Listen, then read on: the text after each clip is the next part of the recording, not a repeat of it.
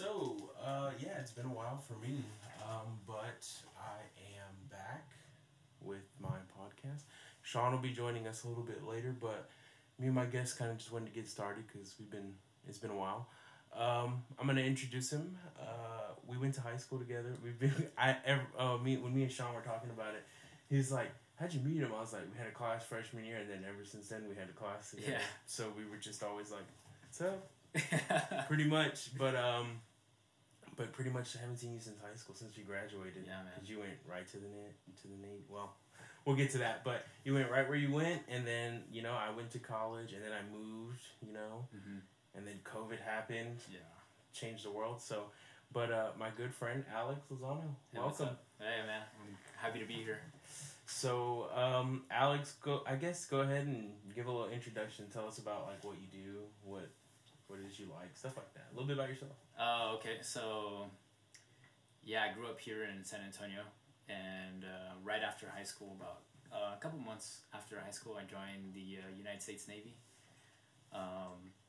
And I've just been doing that this whole entire time. I got like 2 years left on this contract, so. Oh yeah. Yeah, it's been a while, but I mean, it's provided a lot of good opportunities.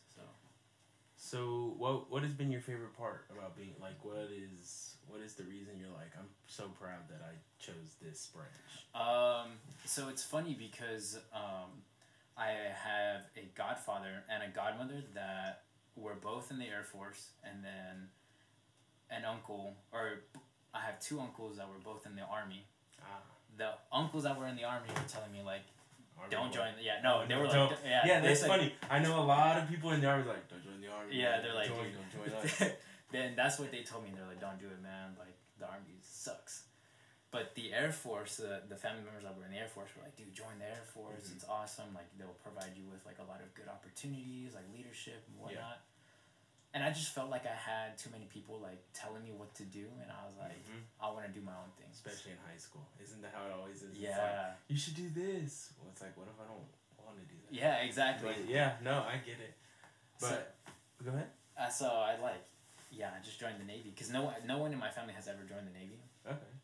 And so yeah, I think that's what honestly made me proud. To just be able to like control my own life at that time. Mm-hmm. Another thing is just the opportunities to travel. My job too is like pretty chill, pretty laid back. It's not like the rest of the Navy where they're on a ship. Yeah, I have some friends on Snapchat where they're like I gotta be on a ship for like 2 weeks, and I'm like, that doesn't sound fun, dude. But then they get like 2 weeks off, so I'm like, well, it's to each their own. Yeah, yeah, exactly. That's the thing. It's like to each their own. But yeah, for my job, I'm an AWO, which stands for Aviation Warfare Operator. Okay. So I just operate equipment on an airplane, and because of that, I don't ever have to see a ship. Never been on a ship, so I'm pretty much just chilling on a base. Like that's nice. Yeah, so it's pretty neat. As far as the things that I like about it, that's pretty much the extent. It's pretty much the travel and the freedom to do what you want. Yeah. Well, no, I would agree. I guess my grandparents kind of mentioned it. When I was a kid, I always said I would be in the military like my grandpa, but then I was like, I don't know, it's not for me. As I grew up, I was like, it's not for everyone, but for the people that it's for, salute those people. Yeah. But, growing up, I was always like, I'd never be a Marine. Because I had just, not to discredit them, but I have never heard positive things. Most people are like, it's a big mind-altering thing that you do when you go into that training. So I'm like, I don't know if I was like, I don't want that. Yeah. And then, like you said, everybody in the Army is like, don't join the Army. So I was like, okay, well, I guess it's either Air Force or Navy. But I was, thinking if I was really going to go to college. So, I was, either Air Force or Navy. But... Yeah, it's funny because I trained and I worked alongside the Marines for a while. Mm-hmm. And it does not look fun over there. Because that's a different training, completely? So... their boot camp is different. I'd say it's a lot more harsh than any of the other boot camps. They go through some like crazy stuff. The only reason I know is because I have friends that are Marines that tell me stories. As for Navy boot camp, it's what was it like? I'm curious. It was just like I wouldn't say it's easy. It's definitely not easy. Of course. It's a lot of yelling. I think that's what always deterred me. I'm just like, you don't have to yell. I will promise I will listen to you. Yeah. You don't have to yell. I know you're an authority figure. Yeah. It's funny because like you get to that point eventually in like boot camp where you're like, oh my god, like I get it. Like you want us to do this fast. And then when we do it, we're gonna fail, and then you're just gonna yell at us. Like, I get it. All right, like, I already know. We could do it perfect in our eyes, but to you, it's never perfect. Yeah, exactly. So that did get like really. It got annoying. It wasn't. So I think like what really made boot camp like scary when you first get there is you don't know what the next 5 seconds are gonna be like. Yeah. You just don't know, and I think that fear of like the unknown is what gets to you. Gotcha. Because you literally like you go to MEPS, which is like basically right before you're about to ship out to boot camp, they do like a final like medical check to make sure that you're good. Yeah. Okay.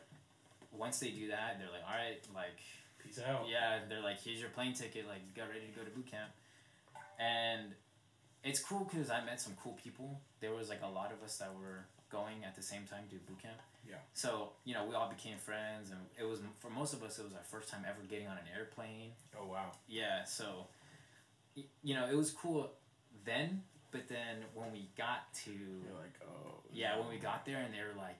We got there at the airport, and I remember, like, we were all chilling. It's, like, people from all over the country. Oh, yeah. Yeah, so we're all just, like... Hey, where are you from? And, you know, what's going on with you? And then out of nowhere, we're like, hey, everybody! Like, you're just yelling, and we're like, oh, here it goes. Yep, we're here. Yeah, like, this is it.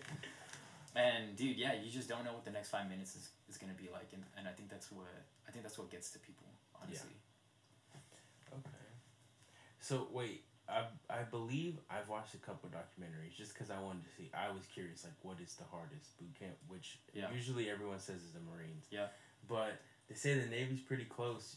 What do they call it, like Hell Week or something like that? Oh. Or is that a different branch? So it's funny because so whenever you go through special operations, like to become a Navy SEAL, they have to do like Hell Week and stuff like that. There you go. Okay, so it is a thing. It is a thing, but not a boot camp thing. It's not a boot camp thing. Okay. It's like if you're training to be a Navy SEAL, that's like a thing to do when you're like a Navy SEAL, which is a very, very small percentage. Well, that's the special forces, so it's really hard to get into. Yeah. Oh yeah, dude. Wow. I've always like tried to look at like their tests to like get in, and that's a lot of work. Yeah. And it's funny because, so for my job, a lot of special operations dudes, they'll drop out, and when they drop out, they can actually go into my job, or well, it's rescue swimmer. So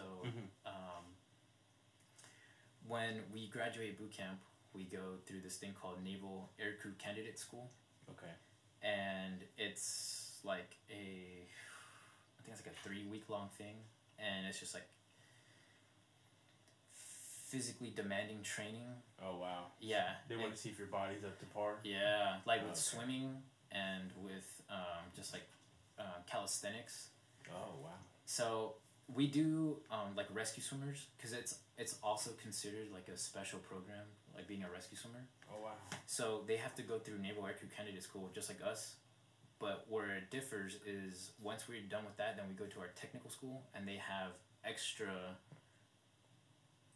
like rescue. They have to go to rescue swimmer school, which is just as hard, like physically demanding. Just more physical work. Yeah, and they're more like in the pool, because they're meant to rescue people that go like overboard and whatnot. Gotcha. So they can drop and become that, and so we'll be along each other. So like, for instance, my first roommate, whenever I first got to Naval Aircrew Candidate School, he was a buds drop. So he dropped from like Navy SEAL training. Okay. And he said he dropped on the second day of Hell Week. Oh God. Yeah, he said that. He said the worst part of it was that when you go to lunch and you go to breakfast and dinner, you have a lot of time to like think about what you just did and think about like what you're gonna do next and how like physically demanding it is, and that's where people like drop out the most. So it's like a mind. Wow. Yeah. You just. Yeah, you're in your head, I guess. And that's what makes people drop out. That's scary. Yeah. That's so scary. Dude, yeah. They're just like, yeah, we need you inside your head, and if you don't like those thoughts, this isn't for you. Yeah. That's crazy. And nothing can prepare you for that. I don't think anything could prepare you for. Well, because I don't even think boot camp prepares you for the war. The people that have to go to war, you know what I'm saying? Yeah. It doesn't prepare you for that aspect when you have to see someone die. Like, you think the thought can happen, but you're like, you don't want to see it happen. Yeah. Which I think is like something that I don't know how you train it, but it's something that they should prepare more people for. So would you agree? So are you asking me like? Oh, I'm just saying like, do you think? I know I realize what I'm saying now. I'm just saying like, do you think that people could be more prepared for it? Like, do you think there is a way, or? There's people. I think, so I can't speak because. Gotcha. I honestly have not been that close to a combat situation. Okay. For my job, like I said, I'm flying. Okay. So I'm not that close to like a battlefield or anything like that. But I do know a pretty decent amount of people that have seen combat, and it seems like there's just different ways to cope with it. But I don't think there's like a way to teach you how, like, before it happens, like, hey, this is how you prepare for what you're about to see. Yeah. It's more like when it does happen, this is how you can help with what you just saw. You know what I mean? Yeah. I guess that's my question, but yeah, I see what you're saying now. Yeah. Okay. Yeah. Well, so tell me about some of your travels and where they have put you and some of your experiences, like, in these places. So it's funny. My first deployment. So it took me a really long time. We were talking about this earlier. To get my clearance. Oh yeah. And so I was at my squadron for a year and a half. Jeez. And I could not deploy, and it was because I didn't have my clearance. And it just, I think, so it took forever to do because they wanted to know every single time I traveled outside of the United States. And I've been to Mexico more than like 100 times, so I didn't know how to document that. So that's honestly what held it back. But then, once we like got the ball rolling, I didn't hear anything back for like 4 or 5 months. Jeez. It turns out that they lost mine and my buddy's paperwork, so we had to start all the way over. Oh my goodness. And that's like a common theme in the military. People will lose your paperwork, so everyone always says like whenever you get like a certificate saying that you completed, that to make like 3 copies and keep all those copies for yourself, because you just never know. And if you don't have proof that you did it, you have to do it again, just like the clearance. Like we had to start that all over. That was really annoying, but thankfully when we started it the second time, they kind of like expedited it, and I got my clearance finally. And the first place they sent me to was Greece. So it's funny because I'd like tell my the uncles that were in the army, and they're like, Greece, what the hell, like, is that even a deployment, like, where you even have your gun with you, whatnot? And but they needed us out there. But I will say it was one of the more chill spots than all the other places I've been to. And we went at the perfect time. It was around the start of COVID, so it was around like. So before everything started closing down? It was being talked about. Okay. So it was, I want to say it was like because I remember, June. I was going to say, when they started talking about it here, it was like March. Yeah. So it started later overseas? So it when we got there, there was like a mask mandate, but nothing had closed down. And so we got to, like, do our thing. and it was around the BLM protests too. Okay. So it was crazy because they had to shut down the base, and we were not allowed to leave the little military base in Greece. Yeah. Because they were having the BLM protests in Greece. Oh wow. Yeah, and then the way. yeah, like all That's, the way out there. So it's a pretty big movement, you know. Yeah. Definitely now. And they had to close it down like 2 weeks later because they had an anti-America protest. I feel like we're starting to see more of those these days. Really? I don't know. I feel like we see them more here than we see them overseas. So to hear you say overseas is like crazy because from like the people that I know that are from like overseas, everyone always talks about how much they love America. Whereas like some people I know that are from America are like, I hate living in America. So it's just like it's a weird thing. So I feel like I hear more hate about America in America as opposed to to hear you say that, that's like, whoa.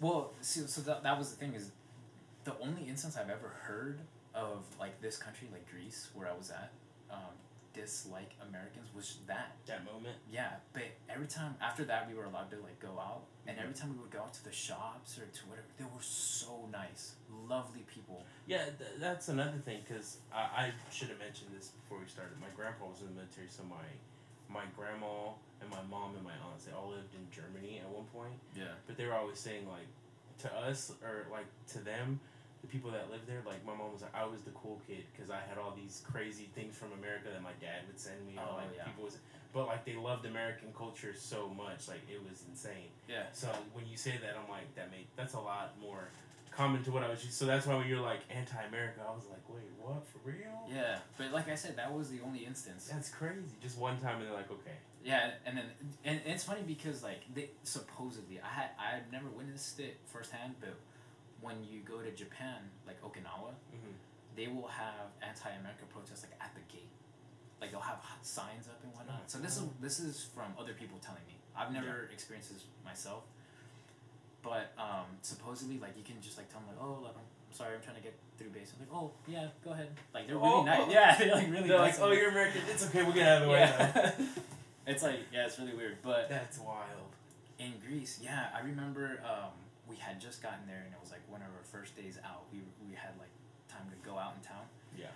And it was perfect because it was summertime, and summers over there are beautiful. It looks beautiful. The weather, there's like it only rained one time, and it rained for like an hour, and then it was just clear skies the rest of the summer. It was beautiful. Was it hot or how did it feel? It felt good because I know they're near water, so I'm like, it's got to be a little humid. You would think, but it's not. Oh wow. Yeah, it was weird. It wasn't. It's not like going to Houston. Oh, dude. Going to Houston is just. I love Houston, but that weather is something else. Yeah, it's crazy. I think the hottest it got over there was like 89. Wow. But the coldest it got was like 72. Oh, it was perfect, dude. Yeah. I'm telling you, man, Greece was the life. But we went out in town, and when you go out in town, like the main city is called Hanya. Hanya. Yeah. And we went out in Hanya, and you can see like it's like it looks like almost like a port. So it's a small. Okay. Yeah, it's small, and along the water are a bunch of like restaurants and hookah bars and lounges. Oh wow. Well, right next to that there's a bunch of little shops, and I was trying to get some sunglasses because that sun was brutal out there. It was bright, and I asked the girl that was working like the register, but I was like, hey, like how much for these? And she's telling me in like broken English, like, oh, for you free. Is this your first time? Like, she's asking, like, is this your first time here in Greece? And I was like, yeah, like, I've never, this is a beautiful country, by the way, like, yeah. And she was like, oh, you take it for free then, and I want you to have this pair too, as a welcoming gift. And I was like, are you serious? And she was like, yes. And I was like, wow, like, I really appreciate this, like, thank you so much. Like, you're like, wait, what? Yeah, it was. Didn't you guys just have an anti-America protest yesterday? You give me free gifts? Yeah, it was awesome. Like, they're so nice. Wow. They're so quick to, like, give you free things, and they're, like, very welcoming people. they're also very beautiful over there. The women over there are beautiful. And I mean, I guess it's because they're getting, like, a lot of sun. A lot of sun? Dude, and, like, they're getting, like, they live in an island and whatnot. Like, it was so beautiful, dude. It was awesome. It was a nice experience. My first time at a bar was there, because I had just turned 21 right before going to Greece. So my first time at a club was there. My first time at a bar was there. My first time at a strip club was there. Lord. It sounds like a military man. No, yeah, but dude, it was a grand old time. The only thing that was kind of sad was, like, their economy is, I guess, not the best. Mm-hmm. So you bring like $500 USD and you're like a king. Jeez. And they would treat you like a king. Wow, that's the conversion rate, huh? Wow. So let me give you an example, right? So they go by the euro, and the euro is a little bit more than the dollar. Okay. But we went to this like club place. It was called the Cabana Mera. Okay. And it's cool because you can get like a VIP like hot tub section. Yeah. Oh Lord. And so you guys got the VIP we hot tub section. We had to. Dude, one in Rome. One in Greece. One in Athens. No, just dude, so I think the deal was like you have to pay it starts off with $0, right? So they give you the VIP, the lounge and whatnot, and what happens is you have to rack up $500 in order to keep staying at that VIP lounge thing. It's a really weird concept. I know, I've never heard of it either. You're like earning your way, or I don't know, I guess. But they give you like a menu, and the menu has like bottle services and like a lot of amazing food, like a plethora. I was going to ask you, how's the food? I heard Mediterranean food is yum. It's beyond. I've never had any. It's good. Okay.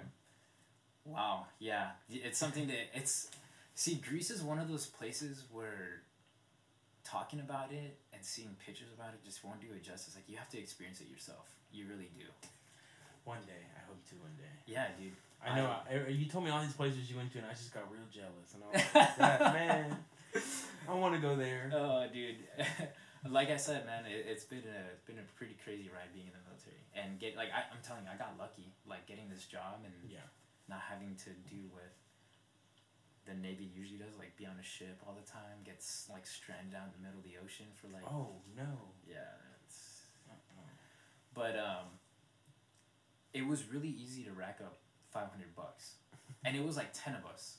You know, so like 10 of us are just paying like $50 each. Yeah. So it's like it's not. We got it. Yeah, it's not that big of a deal, but you can buy like bottle service, and then you buy like sushi and all sorts of pastas and wine, and right there, that's already like $200. Jeez. Yeah. So they bring you like the bottle service, and then like they give you complimentary like fruit and like all this crazy stuff. Treat you like a king. Hey, yeah, I'm telling you, man. That's crazy. And they know that like we have the money, so they're like, anything else? Like, can I get you? What do you want? Yeah, like we'll take all that money. Yeah, dude. And then it's cool because it has like this effect where like everybody else sees like they're having a good time, and they want to like come and hang out with us. They're like, let's have a good time too. Yeah. Yeah. That's what I've heard, because I don't know if you know him. He was a year younger than us, but Roy Chapa? He sounds familiar. He played baseball, but I'm not he's probably going to be mad that I'm going to say this, if he even listens. But I believe he's in the Air Force, but he is a firefighter. But he was telling me about his times in London, and he was like, it's wild. Oh, he's like, you have to go. He's like, that's one place to go. He's like, you'll have so much fun. Yeah. Because the bars are it's a different breed. Yeah. He's like, their liquor is just, it's not America. Dude, so it's funny. I'll tell you that my time in London, so we were transiting. Mm-hmm. Where were we going? I think we were going to the Middle East. Okay. And we had a stop in Wales. In, I believe it's called Cardiff, Wales. I don't know much. I only know about the big main one. What is it? London. Oh, yeah. Everything else, I'm like, So it's a big island though. I never realized how big it was. Yeah, it's a pretty decent sized island. But Wales, where we were staying at, we could get a train, which I had never been on a train before. Yeah, so we could get it. Yeah, it's a pretty crazy experience. We got there, so this is the crazy part. Didn't get any sleep. We went from Washington to the East Coast. I think New Hampshire. Okay. Or New Jersey. I think it was New Hampshire. From New Hampshire, we stopped somewhere to get gas and then went straight to Wales. Oh wow. In Wales, we got there at 2 a.m.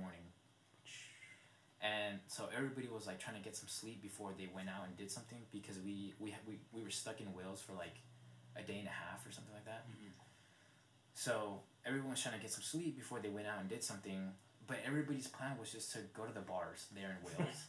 And I was like, dude, that's cool and all, but I want to go out and explore. I don't want to just get drunk, you know what I mean? Yeah.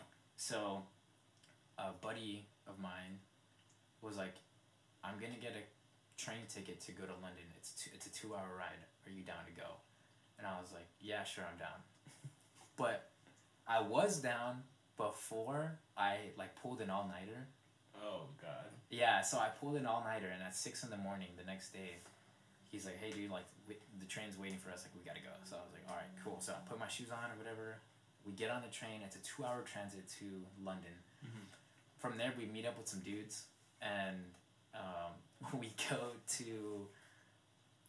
go to the main, I can't remember what the park is called. We went to all these, we went to all the different scenic tourist places in one day. Oh wow. So there's a train that can take you to all of them. Yeah. Oh wow. So we just all day from 6 a.m. until I think we had to be back by 12, and I think we were back by 10. Oh my god. So from 6 a.m. to 10 p.m. Yeah, and I'm pretty much just doing everything, dude. Jeez. And like I said, man, I pulled an all-nighter before, so I was just exhausted. I was gassed. Different time zone. Yeah, exactly, dude. So we were all tired, and we stop at this pub, and I'm like, dude, we gotta get shots or something to wake us back up. And I was like, oh, I know it'll be perfect. We'll get a Jaeger bomb to wake us up, because you get the energy from get a Jaeger bomb. Dude, we did. I'm not kidding you, man. We did 3 Jaeger bombs. Oh my god! And we did them back to back to back. Night. Dude. I mean, it was probably fun, but you were probably the next day I shouldn't have done that. It's funny because after those 3 Jaeger shots, we waited for it to kick in. We waited there for an hour, and we were just so tired, it didn't kick in. We were like, dude, let's just get out of here, bro. We can't keep ordering these shots. So we're gonna go broke. Yeah. So we got out of there, man, and we just kept going. We went to Piccadilly and the freaking London Bridge. We did everything. That's so cool. And then we headed back, and the next morning we went to the Middle East. In the desert. Yeah, the desert. So Greece is by far your favorite then, huh? Out of every place you've been to, Greece is number one? Yeah. So what is your least favorite? I'm curious. And it has to be not, because you said you've been everywhere in the States pretty much. So yeah. I want to hear somewhere not in the States. So, I guess it is in the States. I was going to say Hawaii. And that might... Well, see, I've heard the similar experience because I heard it's very expensive. And that's exactly why. Everything is this and this and this, and it's just it's a lot. That's exactly why. But it's it's beautiful, but once you start paying for things, you're like, oh. So we got stuck there. We were on our way to Japan, and our plane got stuck. Broke there for 5 days. For 5 days? For 5 They're like, we need 5 days worth of money from you guys. Let's go. So it's the rite of passage. Yeah, honestly, at that point. So we're stuck there, dude. And I was like, this is amazing. The only thing is that we went around December time. Oh. So we had nothing but sweats and sweaters. Oh, so you had to buy clothes? Yeah, so I had to go buy clothes, dude, because it was 80 degrees over there. Everybody knows when you're a tourist, never shop for clothes. Yeah. Because you're always going to get the overpriced things. Yep. And sure enough, dude, I got like 2 pairs of shorts and like 2 like button-up shirt, like Hawaiian shirts. Because when in Hawaii, dude. Oh, yeah. I would do the same thing. And I don't even like the beach. Yeah. And I think that came out to like $90. Jeez. Yeah. Don't go. Well, if you're hearing this, don't go to Hawaii. it's a nice. Yeah, that's all. Everybody's like, it's so beautiful, but it's expensive. It's a nice place to visit, man. But staying there, living there, I cannot imagine. Yeah, my buddy he's in the army. He was telling me when he was there for a little, like he had to stay a couple days there. Yeah. He's like, we wanted to go to like a different island just for one day. He's like, the Uber was like $50. I was like, I ain't getting that. Yeah, it's too much. That's way too much. It was so fun that first night. We like went to a restaurant and then we like, we all got drunk and we got shitty or whatever, and then we came back to the hotel and it was a good time, dude. And we were like, all right, that was fun, but it's time to, time to go work. And then the next morning we get a call that like the plane is broken. So you're like, we're like, okay, days. yeah. So like we woke up the next morning like, oh sweet, like heck yeah, we get to stay here another day. And I remember my roommate, he was like, y'all can go out. I'm not gonna go out. And I was like, what? Why not? Like, we're in Hawaii. Knew. Yeah, he knew. He was like, I ain't spending no money. I'm gonna sit right here. He knew. Y'all have fun. And dude, sure enough, we wwent to like. You were looking at the bill like. Dude, I think I spent like $200 a day there. That's crazy. Yeah, and that's why it was honestly, just for that reason though. Everything else was beautiful, like the culture and the food, and the beach, the water, just the vibe there too. Amazing. I like that stuff. Yeah. I like that kind of vibe, and honestly, it felt really good to get to visit it. But man, was it expensive? Okay. Yeah. So that was your least favorite place to go? Yeah. And it's funny because a lot of people think that it's the Middle East, but you're saving the most money there. There's not a lot to do, first of all. It's a desert, so yeah. Yeah. That makes sense. The gym is open 24 hours. Oh, wow. The chow hall is subpar. They just serve like chicken and rice like every day, but they make the chicken every single way that you can make chicken, like fried chicken, grilled chicken, baked chicken stew, chicken. baked chicken. Yeah, Chicken, fried chicken. Yeah. So like it's chicken and rice like every single day. It's like that. Sorry, I didn't mean to interrupt you. No, you're good. It's like Forrest Gump where he's like shrimp, gumbo. Yeah. That's what they do. They just give you chicken. Yeah. In all kinds of ways. It's funny. But it's like you're eating clean and you're working out. Like after we get done with the mission, you go and you work out and then you eat and you're eating clean. So it's a really good reset. You know what I mean? Like if you have really bad habits of like going out to eat and stuff like that, or if you have like any fitness goals that you want to attain, that's like the perfect place to do it. Plus, it's all you get.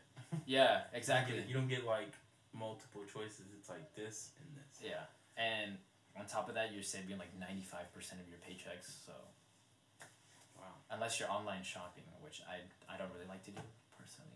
So how does that work? How do they get it to you? So like if let's just say you ordered something and you wanted it now, could that even happen? No. So you'd have to just wait till you came home? Oh no. So what happens when you're like deployed is are you asking like when you're deployed in general, like there? Or just like if you're I don't know. I guess deployed in general. Like if you're on a base, like can people like send you things or you order things and then just ship there? Yeah, so you actually get your own little like I guess a PO box. Okay. And the way that the address is written really weird, but I think it's called a FPO. Okay. But when you write FPO, they'll know that it's a military base, and so they know. They'll send the proper person to take it. Okay. Yeah, they know. So yeah, you can definitely like do online shopping and have it sent to the base, or you can get like packages from like your relatives and whatnot sent to the base. It just takes a lot longer because now not only is it going overseas, but now it's got to be sorted through everybody that lives on base, and then it's got to be sorted through everybody in your squadron, and then it's got to be sorted through everyone that like works with you. Yeah. So there's lot of sorting that goes on. So they say it's not worth it to pay for like next day shipping. It's better to just let it take its time. Yeah, and I think in Greece was like the worst time I saw it. I ordered like some workout equipment. I think I ordered some like boxing gloves, and it took like a month and a half to get to Greece. Yeah. Jeez. Well, luckily you were there for quite a while. Yeah, I was. Yeah, so I was able to get. It would have sucked if it came while you weren't. Yeah, dude. Hey, what do you want us to do? Send them back to America. Yeah, and that's actually happened to people. Like I had a buddy like. He bought a bunch of shirts and he was trying to have them sent to him in Japan, and so they sent him, but he came back, so they had to send him back to America, and he got them like just in time because I think he was like about to deploy again right when they were getting back. But yeah, that's got to be an experience. Yeah. Okay. So tell me about Japan, because I that's like my dream place to go. So I'm curious. I want to know all about Japan from your perspective. So we were. A lot of people argue that Okinawa is not really Japan. Oh, what? Yeah, I don't know. I guess like Okinawa is its own thing. I consider it Japan. I don't know how the local people feel about it. I know somebody who has like family, like they were Japanese and their family's from Okinawa, so like to them that's Japan to them.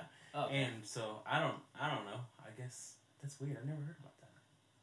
I've only ever heard it from one person, so it's probably not very credible. But either way, it was a really good experience. They're very nice people too. Their traditions and their customs are. I think that's what intrigued me the most. It's different. So you can get like a little pamphlet and it'll tell you like some of their customs and their traditions. So you're not too much of an outsider and you know how to be respectful to them. Yeah. Like bowing whenever you say hello and stuff like that. Yeah. And like whenever you present like a card to them, like when you're paying with card, you like give it with like both hands and you like bow like that. Oh wow. I didn't know that like the first week, so I was just like, I'm gonna need these tips. Like. Yeah, no, I got you. Also, do you know like why they eat with chopsticks? Is it I've heard multiple things, but isn't it? Oh. What up? How's it going? How y'all doing? We're talking about Japan right now. Shit. What's up, man? How you doing? Good, bro. What's up? Alright. So, sorry, we'll get back on track.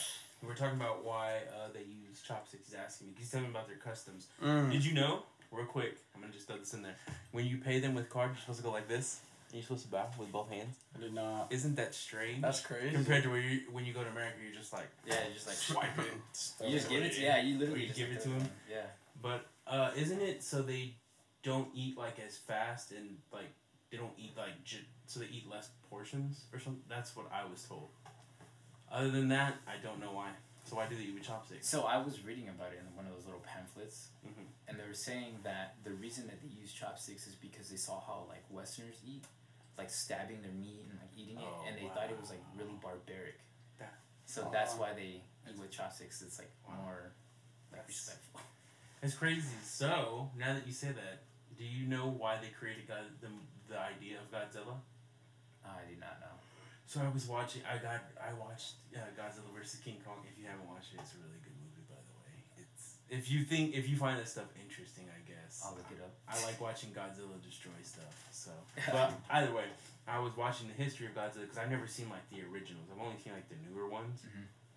So I was researching the history, and he was supposed to represent like the fallout of World War II. Oh. He was like the creation of what happened, and it was kind of like this is what you create. It was that like a mutant type. Yeah, that's what the story of Godzilla was supposed to be like. This was the product of what you did. Pretty much. And I was like, whoa. See, I could like kind of like piece that together without even knowing that, but I mean that's interesting though because it kind of confirmed what I was thinking already. But it's just like that thing where it's like, do they see us as barbaric people? You know. I feel like they do. I feel like they're not the only country that feels like. Yeah. But then you got to think about it, because I mean, you watch anime, right? A little bit. Nah, I don't. Have you ever seen things where like with the guys with the swords and stuff? To me, that's pretty barbaric. You know what I'm saying? They have a barbaric side. I guess it's the way they depict it is different. Would you say? As opposed to like America, where it's like every movie you see is like someone's getting their head blown off or somebody's dying, someone's got like a gun. guns and ammo and explosions. I guess I could see it, but I think of like some of the animes I've watched and I'm like, that's pretty graphic. I feel like they're more traditional and proper. But yeah, as I say, they are. We're not like that. I guess in some parts of the U.S. we are, but yeah, their whole country is. This is the custom. That's what he was telling me. He's like, they have so many like little traditions and things like that you don't even know about until you're there. Yeah. So, I guess I could see that. Whereas we're just like, it's America. Do whatever you want. Do what you want. Yeah, that's and that's like why I love this country. Everybody always asks me. It's funny because I have a lot of like white friends that are in the military, and they, whenever Trump was like first president, he was like, oh, like how do you feel about that? Because I'm Mexican, and I'm like, dude. He's like, the reason I love this country so much is because I can express who I am, and and you can express who you are, and everyone has their own opinions, and he's like trying to protect that. You know what I mean? And that's why I fight for this country. That's why I love this country. Don't get me wrong, I love like my background, like Mexico and Mexicans, but I can express that freely here, and there's other countries that I've been to where. Oh yeah. They can't, like, they can't express themselves, like I guess in the Middle East, like the women, like like you need a man to do anything for you. Yeah, you can't do anything alone. So when we were in the Middle East, I had a friend that had to go to the restroom, but we were getting our COVID tests and we were out in public. We were out with the locals. Yeah. And she asked me, like, when we first got there, she's like, "Hey, can you come with me to the restroom?" I was like, "You don't know how to go to the restroom by yourself?" She was like, "I can't." And I was like, "What do you mean?" I thought she was like talking about like something medically. She was like, "No, girls are not supposed to be seen by themselves out in public. Like a man has to be accompanying them." And I was like, that's so strange to me. Like, well, I mean, but I think it's just I know it's gonna sound like not to that extent, like you're saying, because like that's like a religious thing. That's that's not like in America where it's like you're a perv, dude. You know what I'm saying? Because there's guys like that. That's what I'm saying. Like, there are girls that in America you can't walk alone, but that's for different reasons. Oh, you know what I'm saying? I get you. Like, it's a different kind of thing. So I could see why she was more like, "Nah, you need to come with me," because they care. That's one thing I learned in actually I learned it in community college. I didn't learn this in a university. Crazy, right? My humanities class, our teacher was talking about why. Or talking about how like the West pretty much like pushed their ideas towards that, and that's kind of what started the whole tension, was that like Western ideas were being sent to like the Middle East, and they were like, no, because they're very passionate about their religion, which I learned, and I was like, yeah, it's crazy. It's just crazy to see, I guess, growing up in like America, where it's like you just believe whatever the hell you want to believe, and then you hear about people like, nah, you can't believe that. You have to believe this. Yeah. I guess. Well, do you think it's kind of like that though? If you think about our education though, and that it's so uniform, and how many times it's been like redone over and over again, and then they make you go through this curriculum of, okay, well, you got to go through health or political, whatever, and you're like, well, I'm not gonna. Why am I gonna learn this? Why am I gonna learn A, B, and C if I'm trying to be D? That's why I'm like. I think that's what, like, when people are like, college isn't for everyone. If you're one of those people that, if you don't like school, college is not for you. Oh, let's put it flat out. But if you're one of those people that's like, I'm tired of just following this curriculum, and it's like for this big old test, college is for you, because to me, I've taken classes, I was like, that sounds like a stupid class. Like, why would I take it? And then I take the class, and the teacher's like, this really cool dude or this really cool lady, and they're like, they teach you something, you're like, whoa. It makes you think of life differently. That's why I'm like, if you want to think of life differently, go to college. That's why I think it's like really important to at least attempt to go to college. I hate the people who are like, nah, it's just not for me. I'm like, do you know? Yeah. And I think that's why it's really important to have more than one, like, to always, what's the word I'm looking for? Always try to learn something new, because you just never know, like, the different perspectives that you'll run across, like, in life, and they could teach you something that, or they, like, put it in a different perspective that you never thought you could, and that's what opens up your mind, honestly. So I think learning and having an education education is like very important. Oh yeah, 100%. But another going back to like the Japanese like cultures and traditions. Yeah, we totally forgot. See, we just get off topic over here. No, we're good. Go ahead. Another thing is like what I found really weird, because it's considered rude over here in this country, is like when you're eating like a bowl of noodles or ramen, it's actually like polite to like slurp. See, I told you that. In Japan? I have learned about that. But like here, it's like ironically that's frowned upon. But to them, it's like you enjoy. You enjoy their food. You're enjoying what they did. You're praising. Hey, I'm on board with that. Yeah, ramen's amazing. Yeah. But yeah, that's crazy. I'm finally correct. Because I used to tell people then like that's not true, and I'm like that sounds right to me. And it's funny because there's like a lot of ramen spots, and there's like one of like the more famous ones in Okinawa is called Volcano Ramen. And the reason it's called Volcano Ramen is because you can choose your spice level from 0 to 1,000. Oh my god! And if you do 1,000 and you like eat the whole bowl, like a reward. Yeah, you get like a free shirt, and then you get like your picture on the wall and stuff. It's like a whole big deal. Can I eat here for free for the rest of my life, please? It's pretty cool how you order too. It's like you know how like the new McDonald's has like the kiosk. Yeah, but it's all in Japanese, so that's a little difficult. But it's got pictures, so you just click on the picture. Did you go to McDonald's in Japan? I did. How was it? I heard it's not even. It's completely different from America. Dude, inside, like the dining inside, it looks like an Olive Garden. There's just like dim lighting. There's like dim lighting. McDonald's? Gotta go to Japan. I gotta go. It's really weird. And then like the only thing that honestly turned me off was I ordered a teriyaki burger or something like that, and it just looked like a sausage patty with like teriyaki sauce on it. And that was it. Come on, McDonald's. Yeah, I don't know, but the inside. It looked like pretty legit. It looked like some like 5-star restaurant. 5-star restaurant. McDonald's. That's crazy. Yeah, it's pretty cool. Okay. What's the weather like? Is it always like? Is it at any time? Like just straight rain for like the whole week? Yep. Oh man. I think like now. Or no, I think we passed it. I think typhoon season is like in the summer. Okay. But when I went over there, right? What's that? They get very bad over there. Oh yeah, to the point where like we have an emergency plan for like taking a plane like out of the country and whatnot. That's crazy. Like taking it otherwhere. When we went in from December to like March when I was deployed there, and it was like humid. There'd be days where it was humid, and then like really chilly and like cold, and then raining, but it would never be like hot. Off 3 at the same time. Like Texas. Yeah, like Texas. Where you go to a different part and you wake up, it's freezing. Yeah. Go to lunch, it's raining, and then at the end of the day, it's humid as hell. Then you're like.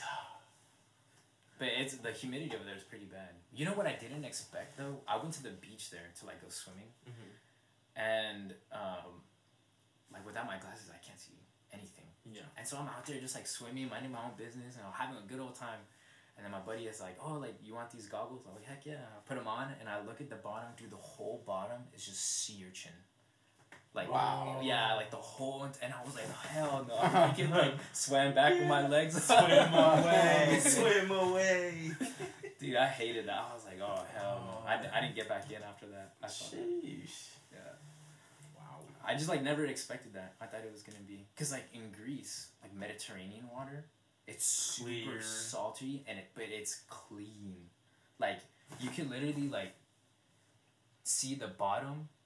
So that like that was the first time I had ever experienced anxiety like this bad was we went to this place called Secret Beach. That's what we called it. There's like a Greek name for it, but we don't know how to pronounce it.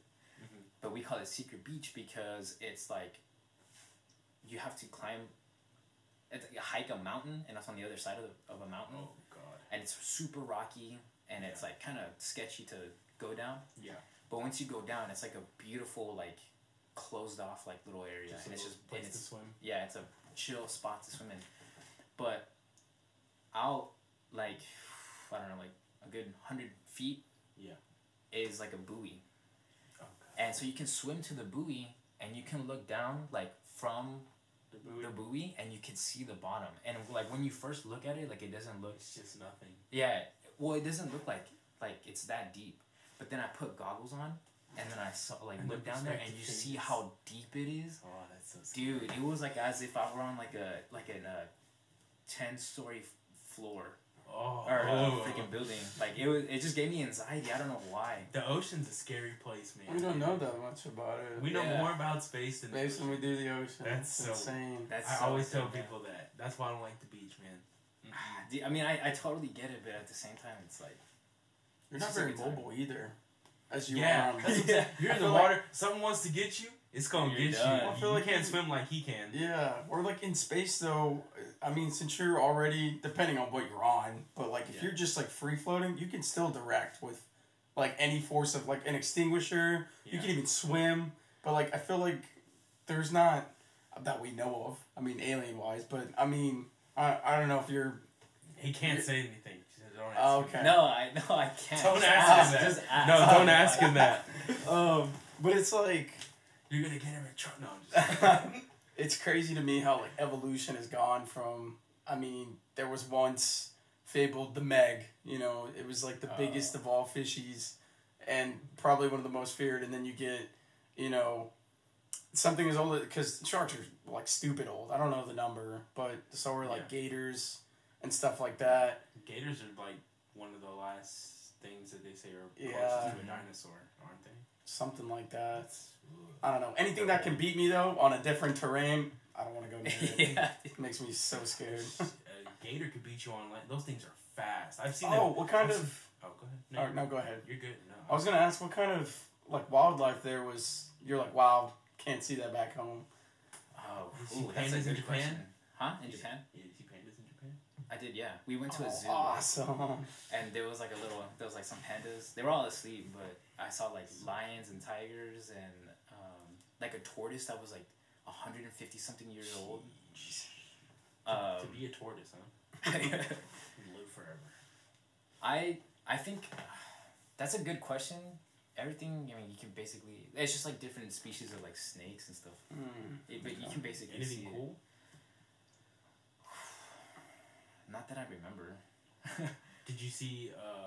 They do have this badass like alcohol called habusake. So a habu is a type of snake that's out there that's like venomous. Wow. So what they'll do is they'll like get one, a live one, kill it, and then they'll put it in the bottle and then fill it with alcohol, and that's habusake. Wow. And you can like take shots or you can like drink it. And there's like a snake inside of it. Ooh, I don't know if that's crazy. That sounds kind of cool though. I don't want to knock it till I try it. I'd take a sip. How about I take a sip? But so they have like little habu, like that'd be a cool bottle to have on your collection. Like, it's pretty dope. In there, bro.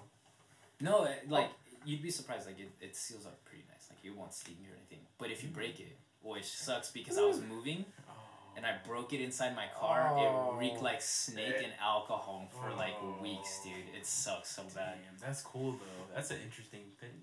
They have they'll have like the snake like this big, like a bottle inside like a bottle like this big, and then they'll have like smaller ones like that small. Sweet. I need to go. We gotta go to Japan already. We keep. I know it's no walk in the park in the price range there. That's the problem.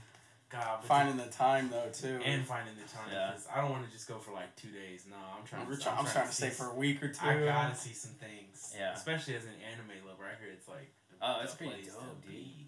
Yeah, there's like a place where like I don't know if you guys have ever heard of the Mario Kart like. But like in the streets, you do that. So that's neat. Yeah, they just embrace everything that America's like. That's for kids, and they're like. Yes. You want to be a kid at heart, don't you? Yeah. Everybody does. We're just we got sticks up our butts, I feel like. Yeah. And it speaks for the whole country when some of us are actually like.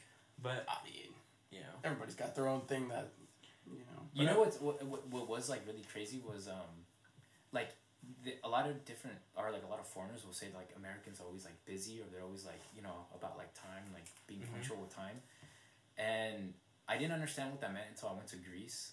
And in Greece, like, whenever you, like, order food, whenever you go out to eat, it's supposed to be taken as, like, a relaxing time. So if you're like on a time crunch, like you need to get somewhere here, but you want to eat out first. The worst thing you can do is eat out because they'll take their time. Well, I mean, they probably cook things in these and compared to America, like more fresh. Oh, it's a more fresh choice of food. I mean, it's not fast. It's not Chick-fil-A where you're going through. Yeah. It's like, hey, let me get 2 chicken sandwiches, man. I gotta go. Yeah, definitely. I feel like it's good that way though. I mean, it takes time. Food takes time. And it's probably healthier for you. Oh, definitely, dude. Yeah, definitely.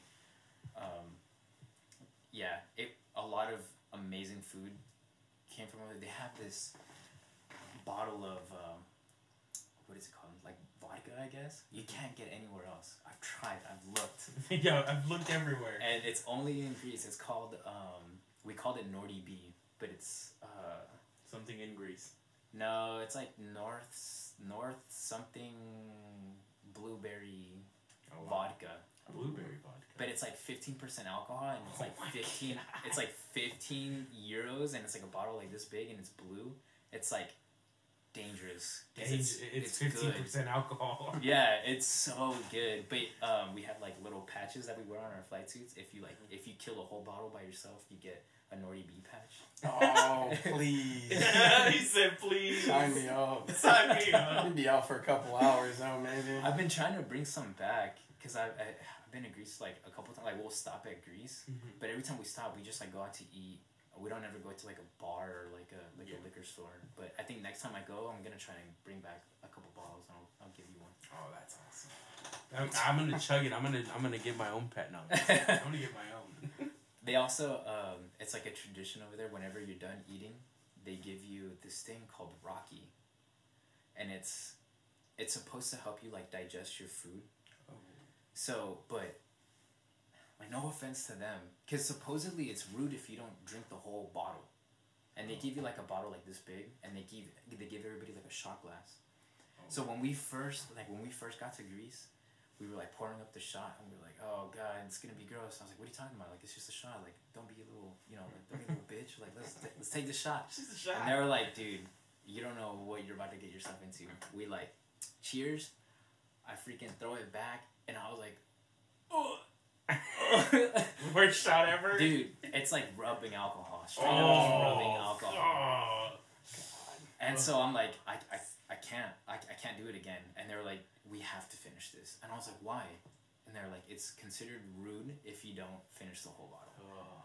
And it's funny because after we took that shot, we were like looking around and everybody is just like sipping it like nice and like gently, and we're over here like throwing it back. You guys are like, I want to get out of here. Yeah. Bro. Everyone was looking at us like, what the fuck? What's wrong with y'all? What's wrong with those dudes? I feel like that's the way to go, though. You gotta band-aid that. Yeah. So you can't just sip on that. If it tastes like straight rubbing alcohol, I'm trying to get it down there as fast as I can. So I can sting the nostrils for a couple seconds. Yeah, dude. And I was gonna bring some of that back too, some Rocky, so y'all can see how not good it is. No offense to the Greek people. Yeah. Okay. So we've talked about quite a bit. I guess let's get into one of my favorite things because we kind of started. Well, I wouldn't say we kind of started, but we were getting along those lines. Let's talk about some conspiracy theories.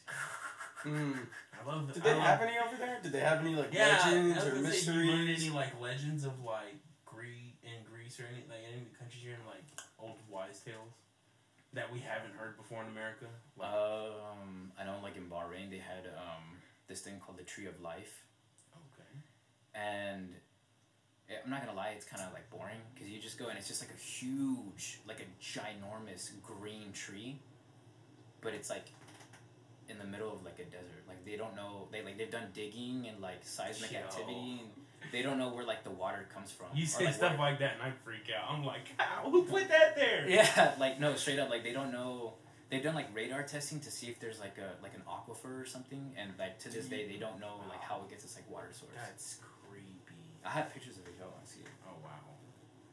But that's like, well, did you see that thing in Utah where they just found these metal beams in the ground? Did you see that? Yeah. That was like this past year. That. I did not hear about that. Yeah, they just found these rods, these metal beams, just in the ground one day in Utah. I heard. I mean, somebody can fact check me, but isn't it true that the Stonehenge on like a certain part of the earth, if you go like straight through it, like if you went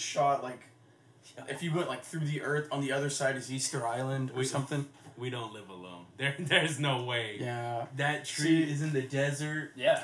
It's been there for like over 1,000 years. Yeah. Egyptian vibes. Yeah. We don't. I don't believe we live alone. Do you? Oh no, absolutely not. I mean, they admitted to it. I'm just glad everybody in this room. They said that, they actually, I don't know what the actual name is, but they just made a department in the government where they solely look at oddities and UFOs and stuff like that. That's their own branch now. That's I was like, fun.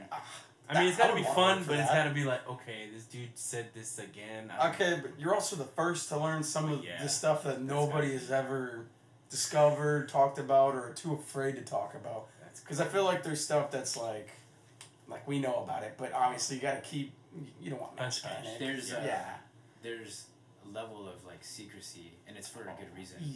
It's sometimes we don't want other countries to know that we know, or sometimes we don't want the public to know that we know, or we don't want the public to know in general because we're just not ready for that information. Secrecy is security. I feel and I think there's just so many people in this world. You can't just assume, oh, they're all gonna take it the same. Oh no. You got it's like you said earlier. Everybody has their own opinions. Mm-hmm. Even if they're not allowed to have their opinions, they still have their opinions. Mm-hmm. So I mean, so I would imagine that some of the stuff that they would discover is like top secret. We're never gonna know about it. Probably not even just top secret, but there's probably like a need to know basis. So even like me, like I have a top secret clearance. I'm probably not allowed to know. We'll cut that out. All right, cool. We'll cut that out. They're probably. I don't need FBI at my door either. I'm good. I'm probably not allowed to know because it's like need to know basis. Yeah. So. Doesn't that scare you sometimes though? Mm-hmm. Like, well, just as like not even as like a military or anything, just as a person, like that there's things that only certain people know about. It's funny because there was this one officer that I was just like studying, and he was in the room.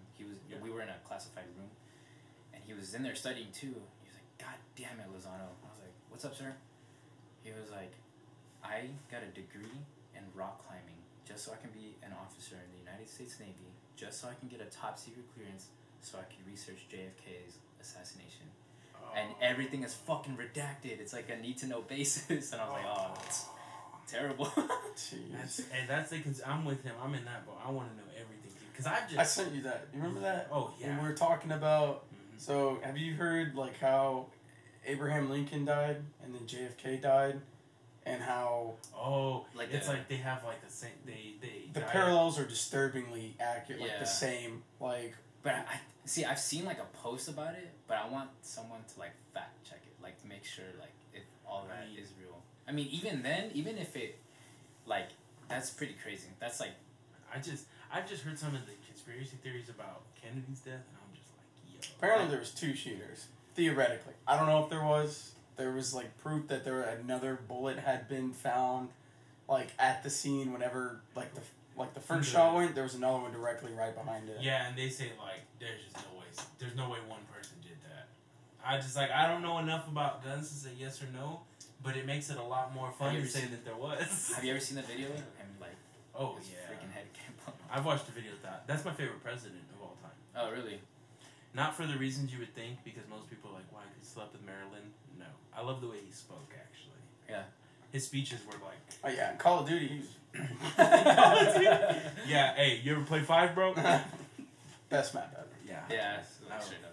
But, yeah, I think that's like the one conspiracy theory I'm like, if they're just like, here's all this information, I will gladly read every single piece of it. Because it's just it's just a whole interesting case. That's the thing, is that they will declassify documents, right? And they'll say like, oh, it's open to the public. But when you open up the document, all the like top secret shit is redacted. Yeah. So wait, well. No, go ahead. Ask me.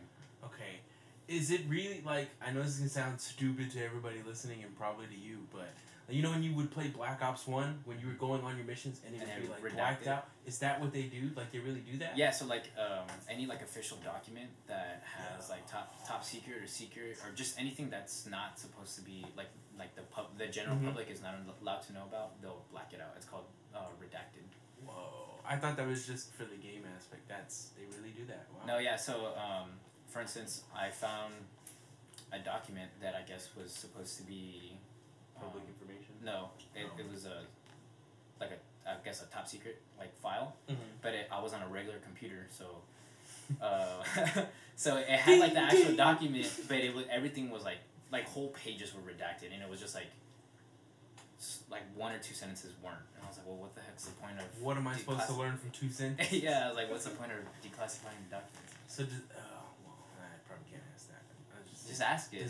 Does that mean somebody has like the original copy somewhere and that's like locked away in some weird vault? Yeah. So that's like in the Mariana Trench somewhere. That's what's in the Mariana Trench is the vault with all the secret stuff. They take that stuff, like very serious. Like whenever you have like classified stuff, it's man, it's behind like safes and locks, and those safes and locks are behind doors that are locked with like AI, two armed guards. Yeah. We need to know what your eyeball looks like and what your fingertips are. Yeah. They just it's, and even like our unclassified stuff. So like we have like on the plane that we fly, we have this thing called a NATOPS, and basically it's like our Bible for the plane. It tells you everything about the plane, like how much fuel it can take, like how much it weighs. Kind of like an owner's manual. Yeah, in a way. An owner's manual. But it goes in depth with like the circuit breakers, the like the electrical components and where like everything. If anything were to happen, this is. You should be able to pull that thing out, go to the page, and then it'll tell you like, hey, if this is happening, this is how you fix it. Wow, yeah. That's so handy, right? That's when I feel like school is so overrated in that retrospective. You need to do it by yourself with no help, and it's like. Okay, I get that. You want us to be trained for that. But when it comes right down to the nitty-gritty stuff, you're going to be like... Yeah. Why am I... do this, and this. Right. You need to know the physical parts. What person is going to enjoy... I mean, there probably are people like that enjoy that crunching of knowledge, but... So it's funny because we have to like kind of go through that aspect too. When you first get to the squadron and you're a flyer, you have to go through this thing called your observer qualification, which is your primary, or like your, it's just like everything having to do with safety. So like where the first aid kits are, where the life rafts are at, like your harness, how to wear your helmet, how to wear your gear, how to like don your parachute and whatnot. That makes sense. Well, those make sense. But then it'll go into like little stuff. Yeah, like here's this component, like it'll be like SDRS or whatever, which is like the black box of our plane, and you have to know like where it gets its electricity from, and if it starts to smoke or catch on fire, you need to know what circuit breaker to pull so you can secure it, and if you can even pull it, because there are mission equipment that can't be pulled, like generators for like different props or different engines.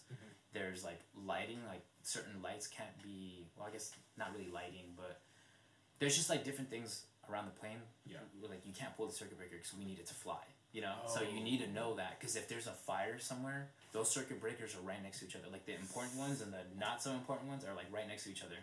So when you're flying and you're in an emergency situation and something's on fire, and they go over like the PA, like, hey, we got a rack overheat light, activate the fire bill. You have to be able to like don your gloves and know like what you're talking about. Yeah. And so in that aspect, they will tell us like, hey, you have to be able to do it without opening a book and be like, okay, I get that. Yeah. So, but that's like in like dire situations. Emergencies I could. But like when your teacher's like, you need to know this formula because you're gonna use it every day, and you never use that formula. Like really, you made me beat that into quadratic equation, bro. Have you used that yet? No, I have not used that yet. I'm still waiting to use it. I'm still waiting to use it. Okay. There is like for like my job, because we work with like radars and stuff, and so there is like some math that goes into it. It's kind of useless to know because we don't ever have to like calculate anything, but they still make us learn like the equations and stuff. It's kind of dumb. Equations are why I can't pass math. I love math. I know. He was telling me. I like math when it clicks. I was gonna say, you two have something in common. You guys are both. He's going to go back to school to be an engineer. Oh, nice. That's what I'm doing. What do you want to do? Mechanical engineering. Mechanical? I want to do mechanical. But you said it's a lot, right? It's more than civil. I'll give it that. Civil's the easiest, in my opinion, just from what I've heard and what I've talked to with people. Yeah. It's not that bad. I was telling him about some of your math equations, and I was like, you have to do what? It's alright. You jump into the different cals, and then you mix them and then point them. You said you took cal in high school, so... I wasn't that guy. I'll be honest. Hey, you gotta step up there, I guess. Step up on me. I'm about to get done with my last one, which is differential equations.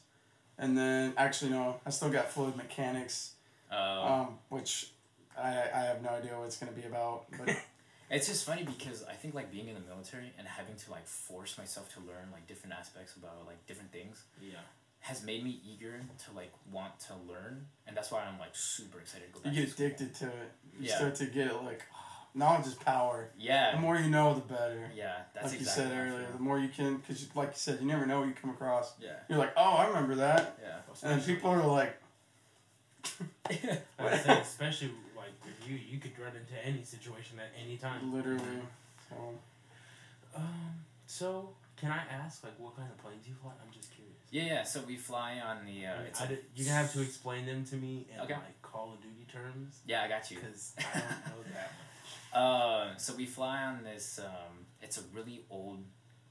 It's based off the Lockheed Martin Electra, which is a old like commercial plane back in the 1950s, and I think in like 1961 they converted it over to what is now known as the P3. Okay. So it went through different iterations, and now it's we have training birds that are called P3 Charlies. Okay. So the Charlie just means it's like the third iteration. So that you have like the P3 Alpha, Bravo, and the Charlie. Okay. So like the newest ones are Charlies. They're going away. So we're like that. Delta's next. No. Like it's done. Like they get the new. So then bring in a new plane, I guess. They already did. It's called the P8, which is a Boeing 737, but with like military shit on it. Yeah. So our plane is ancient. It's like it looks like you step inside it and it straight up looks like y'all seen Breaking Bad, right? It looks like that RV. I've seen it. Yeah. Oh. I will one day. It's just I'm not a big TV show. I know it's like over now, so I could just watch it. But yeah, with TV shows, I having to wait a week is what it is. Oh. I want to know everything about the show right now, and that's why it's hard for me to watch TV shows. Yeah, I get that. But continue, please. It's like a ghetto RV inside. It's gross. It's so gross in there, dude. It's terrible. It shakes a lot. It rattles a lot. So a lot of people are like always like are a little timid when they first get on. We're like, are you gonna fall out? Yeah, like straight up, because like we'll be flying and you'll hear like the pilot's like, oh shoot, we just lost this. Oh god, we just lost this. Oh, all right, we gotta return. And we're like, oh god, please don't go down. But it's never. It's funny because like every time I'm telling people like that are civilians that don't know about my job, like, oh yeah, I was gonna fly today, but I didn't because the plane broke down. And they're like, oh my god, like what happened? It's typically just like a relay or like a sensor just went out. But it's just and they just have to do something electrical to it. So we have like different warnings that will tell us like way before like an engine actually like catches on fire and like starts like crapping itself, you know. So like, but as soon as we get that warning, we don't want to risk it, so we'll automatically return back to base and get it fixed. That's dope. Yeah, that's literally what I'm going to school for. But they're taking those sensors and they're putting them in buildings, and then they're starting to make. I want to say that Elon down the road in South Austin, they're going to make a smart city, and they're just going to have everything run on entirely green stuff, and then like sensors and conduits and all these boxes around the whole place, and it'll basically tell you, hey, section A1, this street light's out, or it's about to go out in 2 weeks. Oh. Or this bulb needs to be changed. That's smart. That's awesome. So think about how much money we would save. I was gonna ask, how much stuff, like, I know you were talking about your plane, is there, like, a lot of the stuff that you've gone through, is it just severely outdated and just needs to be refurbished, or, like, do y'all get, like, new equipment, or, like, is it kind of the same shit, different toilet? We do have, like, a certain amount. I can't specify how many we have in particular, but we do have, like, a certain amount of P3s. And every now and then, something will fuck up on it so bad that we have to take it to a certain place, and they will, like, legitimately, like, rebuild whatever. Take it apart. Yeah, like, sometimes... rebuilding a car. Yeah. So, like, you put so many miles on a plane, or, I guess, hours. We don't do miles, we do hours. Whoa, that'd be a weird thing to do. Yeah, so everything goes by hours on a plane. We don't do miles. I mean, I guess there is a way to track it, but... Or is it knots? Yeah. Or is that something else? Is that a boat? So, like, so knots is speed and nautical miles is distance. Gotcha. Okay. Yeah. So, every so many hours, the plane will actually warp. And so we have to take it somewhere so they can, like, mess with it, or, like, unwarp it. Or, like, a wing will, like, if it's, like, warped, we have to take it somewhere so they can...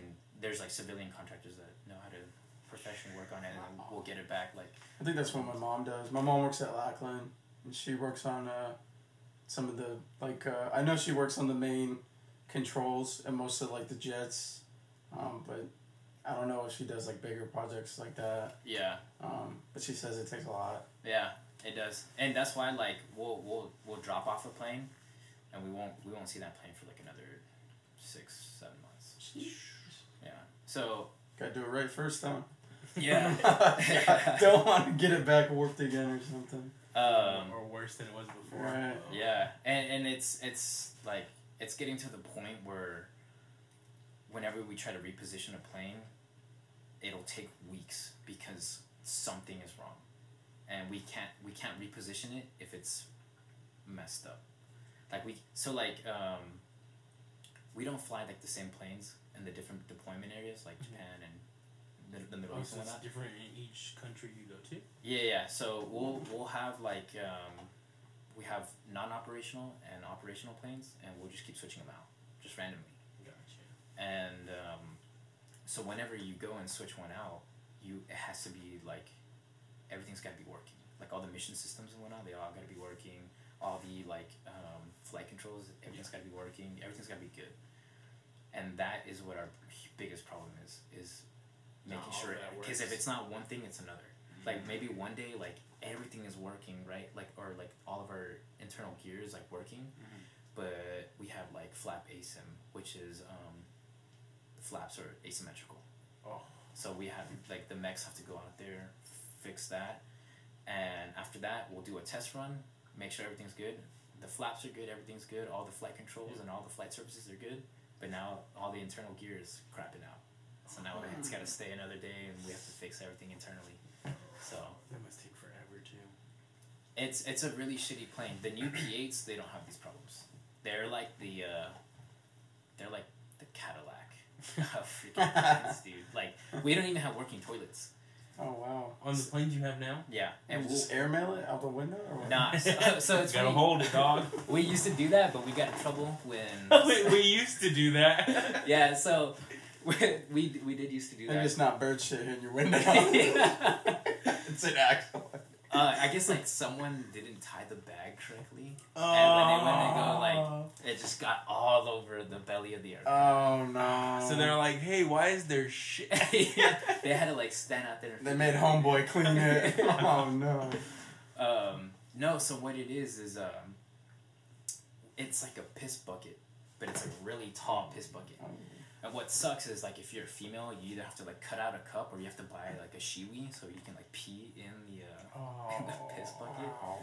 And then someone is responsible for throwing away all that pee.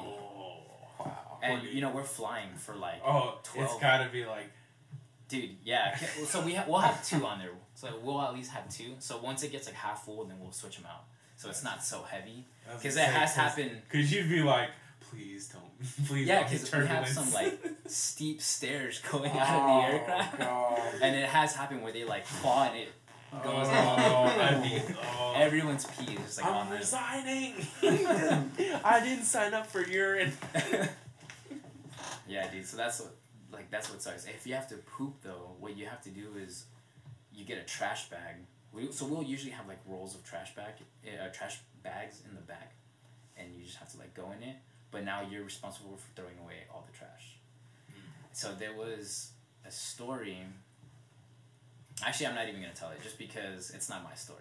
So I'm not gonna embarrass the person. Yeah, I can't tell it. But there you can just say this guy or this girl. So there was a guy. Okay, well I'll tell you then. He was an officer. So I don't know if y'all know this, but like the difference between officers and enlisted, like officers, they kind of command the enlisted. Yeah. So they're like higher in rank. You're supposed to salute them. They're the ones that you give respect to. The enlisted are like we're like the grunts. We like do all the shit work and whatnot. So he was an officer and he had to go shit, but we told him like, oh, you have to go shit in a trash bag, but once you're done, you have to tie it up, and you have to put it. We have this place called the Doppler well. When you put it in the Doppler well, it's super cold in there, so it freezes, so it doesn't stink up the whole plane. Oh, smart idea. Yeah, so you like tie it up, and then you like close the door on it, so it's just hanging in the Doppler well, which is like underneath our feet.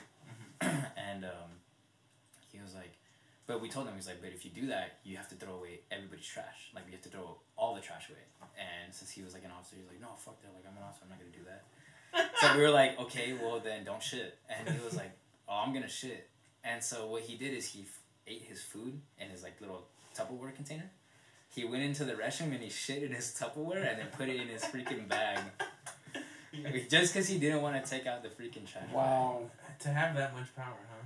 Yeah. Like, no, I'm not taking out trash. Yeah.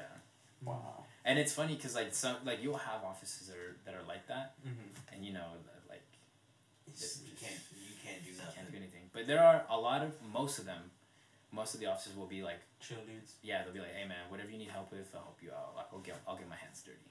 Yeah. So it's pretty dope. But there's a patch that women wear sometimes. I have a friend. She made a patch and it was like P3 girls do it. ... standing up, and it's like a picture of the piss bucket and like a shiwi. I'm dead. Hey, how'd you get that one? You don't want to know, bro. You don't want to know. This one takes time. This one takes commitment. There was one girl that we had in the squadron that would shit every single flight. She must have loved cleaning up the trash, huh? Dude, yeah. She must have loved cleaning up the trash. Oh. But yeah. So what is your favorite part about flying? So when we do like training flights, yeah, it's really, I like it. A lot of people don't like it because it's a whole day event. So your day is basically just taken up if you put on a flight. Mm-hmm. These training flights are just so the officers can get hours. They need like proficiency hours. Mm-hmm.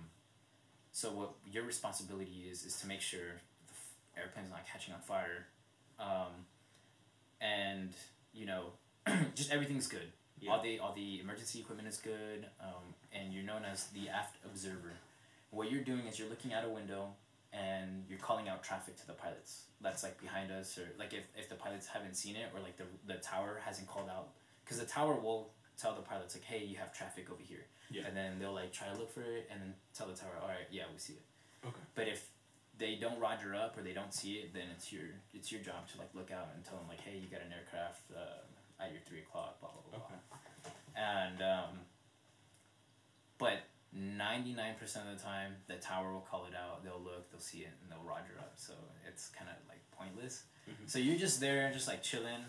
And when we fly, we'll go to like Canada. We'll go to like Cali sometimes, and we'll like fly through, or not through, but like around the Golden Gate Bridge, or the San Francisco Bridge. Yeah. Golden Gate Bridge. Yeah, Golden Gate Bridge. Yeah, we'll fly through there. We'll go to Grand Canyon, and so it's pretty dope because you're just like chilling there, like watching like the view and whatnot. So it's peaceful.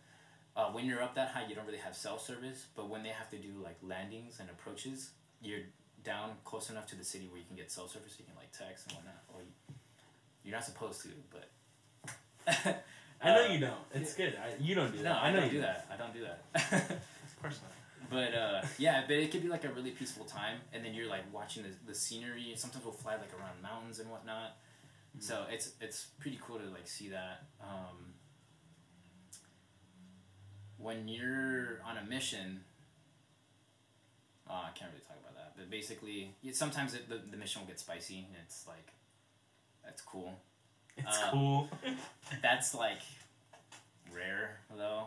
Nowadays, I'm not gonna ask any specifics, but I'm just like, is it like you're like, wow, it's one of those Call of Duty moments? You have one of those? Is it one of those for you or no? Yeah, so sometimes. Much. Yeah. You ever have like, oh, this is like that moment, and then you're like, yeah. Yeah.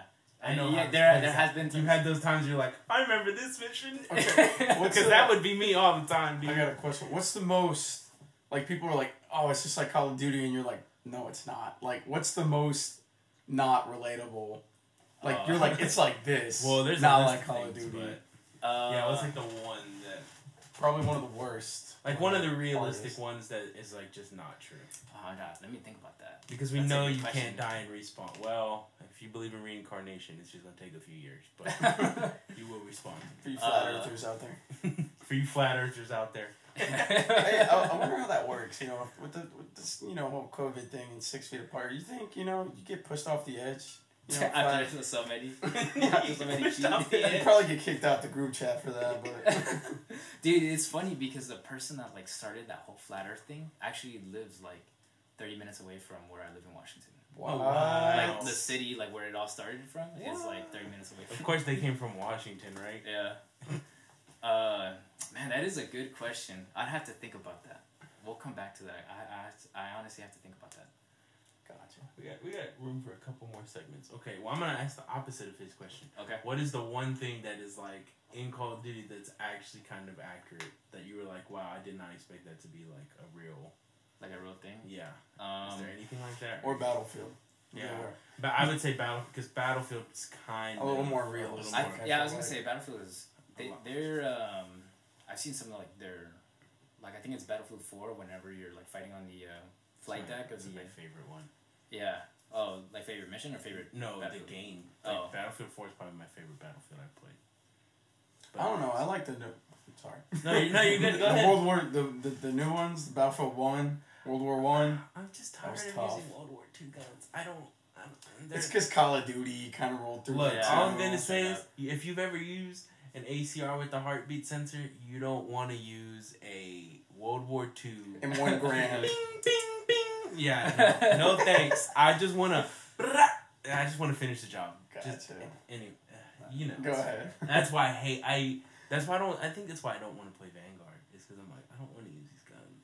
I'm honestly tired. I'm burnt out on Call of Duty. Yeah. See, I told you. I didn't disagree. I'm still gonna play the game. I like the game. That's how they get you. That's how they get you back in there. Yeah.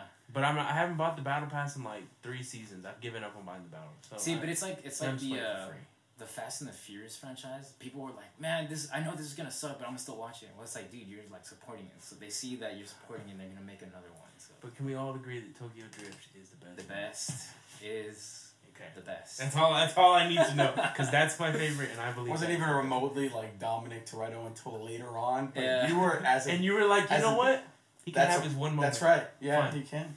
Yeah. But all the other stuff, worth it. So you said the most accurate. Yeah.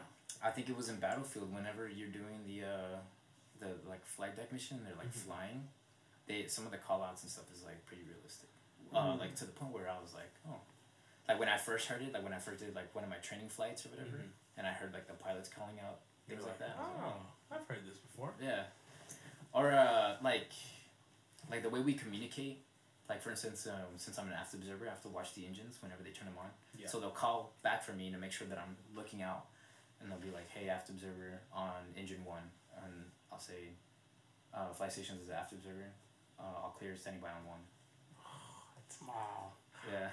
That sounds so cool. And then they like turn up the engine. This sounds so fun to say. And then, yes, sir, I'm looking right at it. Or like when we're on like an actual mission, they'll be like, "Hey man, we got this blah blah blah blah this many miles away," and then I'll be like, "Oh Roger that sir, I got this blah blah blah blah blah blah blah this many miles away," and then I'll be like, "All right, I got the target." That's crazy. So, I had a question. Have you gone through boot camp? Yeah. You did all that? Yeah. What was the hardest thing you did at boot camp? It's like boot camp. No, before you came, we started. We're like, so what's boot camp like? Gotcha. But go ahead. No, if you already went through it. No, I don't. But I didn't ask him what was the hardest. I just asked him about what he thought was the hardest. Like who had the hardest, and he agreed it was the Marines. But then he said SEALs were like next up. Gotcha. But so what was the hardest thing you did?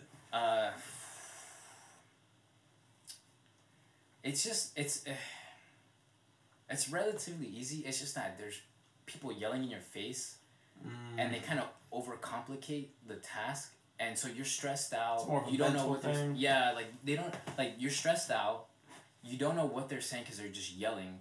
So you're trying to do something, and then they're like, "No, what the fuck is your problem? Are you dumb?" Yeah, stuff like that. You get spit in the face. Hey, I might be. Yeah, my dad was a Marine. He would tell me that all the time. And my little brother, actually, he's at LSU. He's about to go through OTS. Oh yeah. So he had to go get LASIK because he wants to be a pilot. But he was telling me, he goes, "Man, I can't wait for that. Can't wait to get just spit right here." Yeah. But and then dude, they'll tell you get down on your fucking face, do a push-up. One will be telling you to get down on your face, and then they'll be like, don't fucking listen to him, get on listen your to me. Yeah. And you're like, what? Dude, I couldn't do I'd be like, is it true that, are you Air Force? No, Navy. Navy? Yeah. Is it true that you guys had to, everything's got to be tucked in whenever you're, going to sleep and all that at, boot camp? So it's they gotta bounce a quarter off of it or something, or is that just that's like a Marine thing. Okay. It's gotta be so tight that right. Yeah. No, that's more like a Marine thing. But I will say that you were expected to be shaven, brush your teeth, and make your rack, and be in uniform in 15 minutes. Wow. So what we would do is we would literally lose 30 minutes of sleep so we could shave, brush our teeth, and be in our uniform, so that when the drill instructors or whatever, or the RDCs is what we would call them, whenever they came in and told us, "Hey, you have 15 minutes to fucking be on the tunnel line starting now." All we had to do was make our beds, and then we were ready. But it got to the point where we would never sleep in our beds. We would use our jackets to cover ourselves up. Wow. Yeah, and so you didn't have to make that. Yeah, so we didn't have to make our beds. Or all we had to do at the very least was just tuck it, and we were good. Smart. Dude, you find out little and kinks along the way. I feel like that's what boot camp is really about. They try to make you figure out. I don't want to say shortcuts because they don't like you using shortcuts because they want you to take a command and follow it. Yeah, I was gonna say it's probably under the old work smarter, not harder. Yeah. I think that's what boot camp is really. It's you're going into this crazy, you could literally be doing anything. But you need to be under pressure and discipline. But you need to understand, when something happens, it's time to go. It's time to go. I will say, so after, I was telling this to Ethan that after boot camp, we had to go to, you go to your technical school. So that's you get technical training on what you're about to do. Mm-hmm. Well, for my job, AWO, which stands for Aviation Warfare Operator, we have to go through Naval Aircrew Candidate School. And it's just PT all day, and then, or all morning, and then we get a lunch break for an hour, and then we go to the pool, and then it's PT in the pool, and it's I think that was probably one of the harder. Oh, actually no, that was. You just remembered the hardest. Yeah, I just remembered the hardest. I just remembered. We had to. So I honestly cannot talk too much about it. Yeah. It's called SEER School. Okay. It stands for Survive, Evade, Resist, and Escape. I think I watched a video on this. I don't remember all the details. Is it if you're captured? Yeah. Wow. And let's just say they simulate. Oh, yeah. That's intense. So they Yeah, I couldn't do that. They literally put you in the middle of a field. They'll teach you, how to hunt and how to trap animals and what fauna and flora is good to eat or what has medicinal. Wow. Yeah, and then medicinal.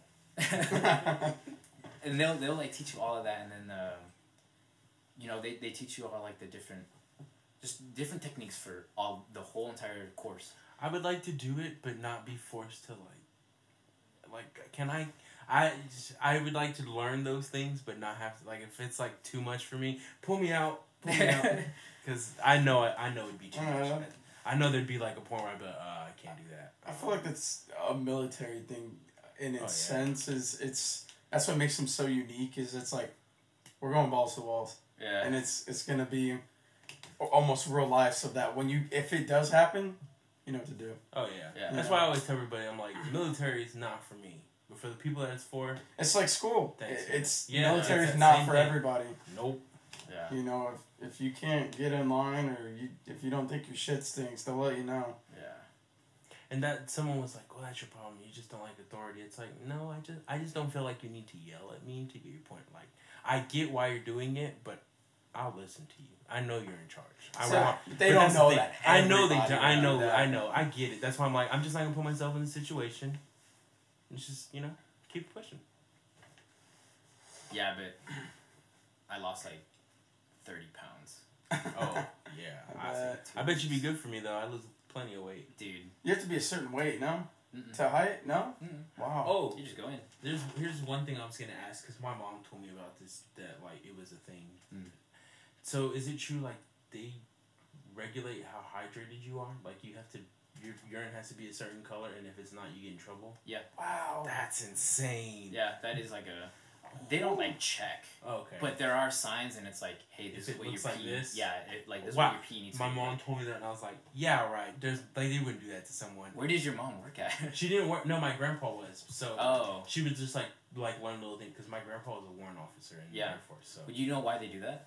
No. So whenever I had to do training in Pensacola, Florida. Mm-hmm. Beautiful water. Oh, dude, yeah. It was so clear. Yeah. They would tell us, like, dude, y'all need to start drinking water, because what ends up happening is, like, if we're like marching, or if we're like PTing or whatever, and someone passes out, they get this thing called the silver bullet. Basically, right there in front of everybody, they'll pull your pants down where you're passed out and stick a thermometer up your butt. Oh wow! So they're like, make sure you're fucking. So hydrated. it's either a thermometer up your ass or water. Which one you want, son? Yeah, dude. Straight up. You pick. You wanna go home? Or you wanna go to jail? So yeah, they're really serious about that, and then especially in the wintertime, because you think like it's cold, like you're not like sweating. Isn't it worse in the cold? But it's you worse. Don't feel it. Yeah, it's worse because you don't feel it, and that's like you're PTing and you can get like a leg cramp or something. That's happened to me before when we were going through Naval Air Crew Candidate School. I remember, dude. So this is a story. There was this 1-star and this 2-star admiral that were just gonna like talk to everybody that was in like going through Naval Air Crew Candidate School, like the Navy and Marines. Yeah. And the officers going through pilot and NFO training or whatever. And they gathered us in this like auditorium, and this 1-star and this 2-star like speaking, and dude, I know they did this on purpose. They made us go like super duper early, and it was super cold, but when we got in the auditorium, it was nice and warm and toasty. So we're there, dude, and we're starting to like nod off as these like super high up like admirals are like talking to us. And so, you know, they're catching some of us, like some of our instructors, they're catching some of us like nod off, and they're like, hey, go stand up. So like people will go and stand up, right? So now there's like hella people standing up on the sides.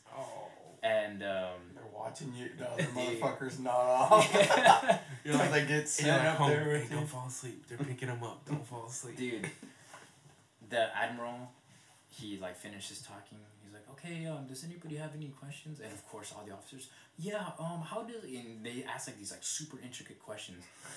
And all the officers, just to make you sit there. It's like a teacher asking a guest speaker. Oh yeah. Yeah. What about this? Dude. Yeah, when they tell the kid, do you guys have any questions? And no kid raised their hand. The teacher. Yeah. We're gonna get this conversation going. Dude. So that's the officers were like raising their hand and asking these like super intricate, like high level questions that like we don't even care about. Like so we're like falling asleep, right? And the admiral goes, all right, that's enough questions from the officers. What about the enlisted air crew? And nobody raised their hands for like not nodding off. And he was like, "Oh, okay, I see. Like, y'all don't have any more questions. Okay, well, yeah, that's my time or whatever. That's all I have to say, whatever." And he leaves. All the officers get up and leave, and they're like, "If you're air crew, stay here." And we're like, no. So like these like higher up like enlisted instructors, they're like, "What the fuck is y'all's problem? Like sleeping on these like high admirals or whatever, like just going off on us, dude." And they're like, "Everybody in PT gear, you have 15 minutes." And we were like, well, we like scramble out, get into our PT gear, and it was a cold day. We had to do a lunge. So we had to lunge all the way to the track, which is about like a half a mile. So we were just lunging for like half a mile. Oh my god. We get to the track and they're like, "You're gonna do a half a mile of bear crawls." So we were like bear crawling on the freaking on the track. Dude, by the time we were done, like everybody had like blisters and they were all cut up right here, and they were like, "How are y'all feeling?" And we knew that like if we said anything but like, "Oh, we feel good," we were gonna get like screwed. So I feel like even if you said you were good, they would be like, "Do some more." No, yeah, that's exactly. That's not enough. That's exactly what happened. They were like, "Oh, since you feel so good, I bet you guys wouldn't mind a 3-mile run." And we're like, "Oh no, I feel like shit." No, I actually feel bad. Dude, we went on this 3-mile run and we ended up at the beach in the sand. Oh my god. And they're like, "Cover yourselves head to toe with sand." So we had to cover ourselves head to toe with sand. And then we did like push-ups, and we were just doing like a bunch of different like calisthenics, like flutter kicks and stuff. Eventually, like the sand gets like in your shirt and in your nipples, and it starts like chafing and cutting up your nipples. Yeah. And they're like, "How are y'all feeling?" We're like, "Oh yeah, we're good." And they're like, "All right, good, 3-mile run back." And so we were like, "Fuck, dude, you know." Someone chafed real bad. Yeah. Someone was bad. Yeah. Sand in your like crack, sand in bro. here. Yeah. In your toes, everywhere. Oh, dude, and it sucks because like sand. they'll give you like commands like what is it like? Oh, they'll say like dive, and what you're supposed to do is you're supposed to jump to a push-up position. Like from like standing up, you like jump to a push-up position, and what that does is it kicks sand. So like as you're like diving, and the person in front of you kicks sand like in your face, and you're like, "Gotta take it, dude." Eat it. Yeah. And hope you're at the back of the line. Or the front. Or the front of the line, yeah. Back of the front is where you want to be. Dude, and then they kept going. I think it was like 3 hours.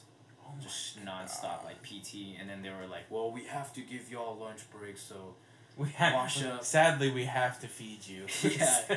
They were like, "Everybody wash up." As they're walking or getting in their Jeep. Yeah. Yeah, we'll meet you back at base. Oh. No, that's like straight up what they did. Like everybody had like all the instructors had like a little like golf cart. They would all like drive back to Doesn't it remind you of like high school sports now, and the coach is like, "Come on, we're gonna go for a..." Yeah, but that sounds like it's on roids. Oh no, I know, but I'm just saying you walk in that. the park. Think about, imagine they did to you in high school times 10. Oh, I think the worst thing I did in high school was we couldn't wear those little armbands, you know, the thick ones. Yeah. Just you know, the regular ones. You grew up with a somebody kid. wore one. And when you wore them, you would have to do. You went to a Connor. Yeah. You go up and down those bleachers, right? Yeah. We had to bear crawl. We had to bear crawl if we were wearing those. You'd have to bear crawl up, which is easy, but when you go down, it's just how using steep they are. all these. Yeah, you How get to the steep top, they are. you can't use anything else but like this. And your knees are getting clunked up, hitting the steps going down. Yeah. That was, I think, the hardest thing ever. But that, 3 hours? Hell no. Oh yeah, In no. the sand? I would have been No. after the bear crawl. I would have been like, "We're not done. We gotta go longer." Yeah, dude. And I only did that for like maybe 5 minutes. He's doing it for like 180 minutes. No, I'm talking about his. I'm saying if they made me do that bear crawl they did, I'd been like, "Ain't no way. You expect me to go 3 hours?" Dude, that wasn't even. When you get in the beach, just go on. I know, that's why I'm like, that was just how they started them. Yeah. They were like, "Let's bear crawl." After work out like The Rock or something, man. Yeah. After lunch, they were like, "All right, get in your swim uniform because now we're gonna go." And like, dude, we did this thing called a run swim. So you run. It's a timed 2-mile run. Mm-hmm. And right immediately after that, you do a timed 1,000-meter swim, and then you do a timed 2-mile run, and then another timed 1,000-meter swim. Oh jeez. And dude, like people were fucking passing out like left and right. Yeah, because swimming takes so much out of you too. It's full body. It's draining. You go swimming, you'll sleep real good. Yeah. I'll be honest. When I went to Maryland, some mini story. I was sitting there. I was like, you know what? I'm getting shape, lose a bit of weight. I'm at this pool doing laps. Hey, grandpa over here, 1 lane over. I went down 1 time. This man went down and back like 3 times. Oh my God. An old man, gray hair, like losing it, wrinkly. I'm sitting there. Gassed out. 19-year-old, yeah. And this dude's just out there just underwater. It was your freshman 5, that's why. It was dude, your freshman literally, 15 I was like, wow. Back. So I believe, like, if you train yourselves, I'm sure y'all can... I was going to say, like, so you, it seems, well, I guess I wouldn't say it seems, but, like, how much free time do you, like, actually have? Now? A lot. Well, I'm just, like, in general. Like, because you're, like, some days, like, we just, like, we wait for orders or something, you know? Like, so when you're in training... When you're in training, it is a lot of... that's not true. It depends on what phase of training you're in. So whenever I was going through Naval Air Crew Candidate School, I was in this thing called backlog for a while, which is you're just waiting to get into a class. Gotcha. So you're just doing, like, it kind of sucks because you wake up at 4 in the morning and you have to formation and they do like a roll call. It's called muster. So they do muster at 4 in the morning. After that, you go and eat breakfast or whatever, come back, and then they'll tell you, like, okay, in an hour, we're going to do formation again, like another muster. So an hour goes by, you do muster, and they'll tell you, okay, this section cleans this part of this building, this section cleans this part of this building, you guys are in charge of cleaning the outside part of the building. So we're just, like, cleaning for, like, an hour or so. After that, we meet back up in formation. So, you know, it's just, like, constantly, like, you're doing something at least, you know? But then when you class up every single day, you're waking up at like 5 in the morning, go to PT for like 2 hours, and then you get lunch, come back, go to the pool, do stuff in the pool. Yeah. And that's how it is for like 3-4 weeks, I think. Mm-hmm. I think it's 3 weeks. And then once you go to your technical school, Monday through Friday, you have like schooling. So it's like legit, you wake up. Regular school. Yeah, Kinda. like you wake up and you go in formation and you march to like your schoolhouse, and then all day they just teach you like what you're gonna be doing in your job. After that, we had to go through a C school. It's called C school, and that's more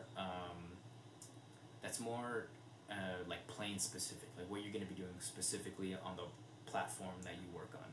Okay. For us, it was this thing called ESM, and it was just learning the electrical components of the plane, basically, and just like the different systems and how to like look through. We call them publications. Okay. It's like books about like that thick on like every single electrical component and in like the signal plane? flow. What's that?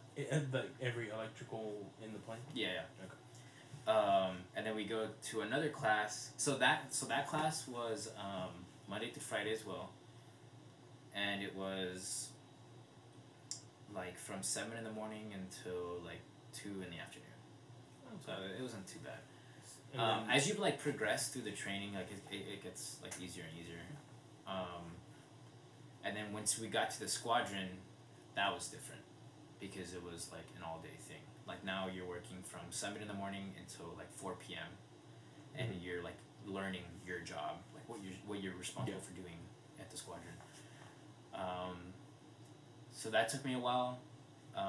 You're supposed to get all of your qualifications at your squadron in 18 months.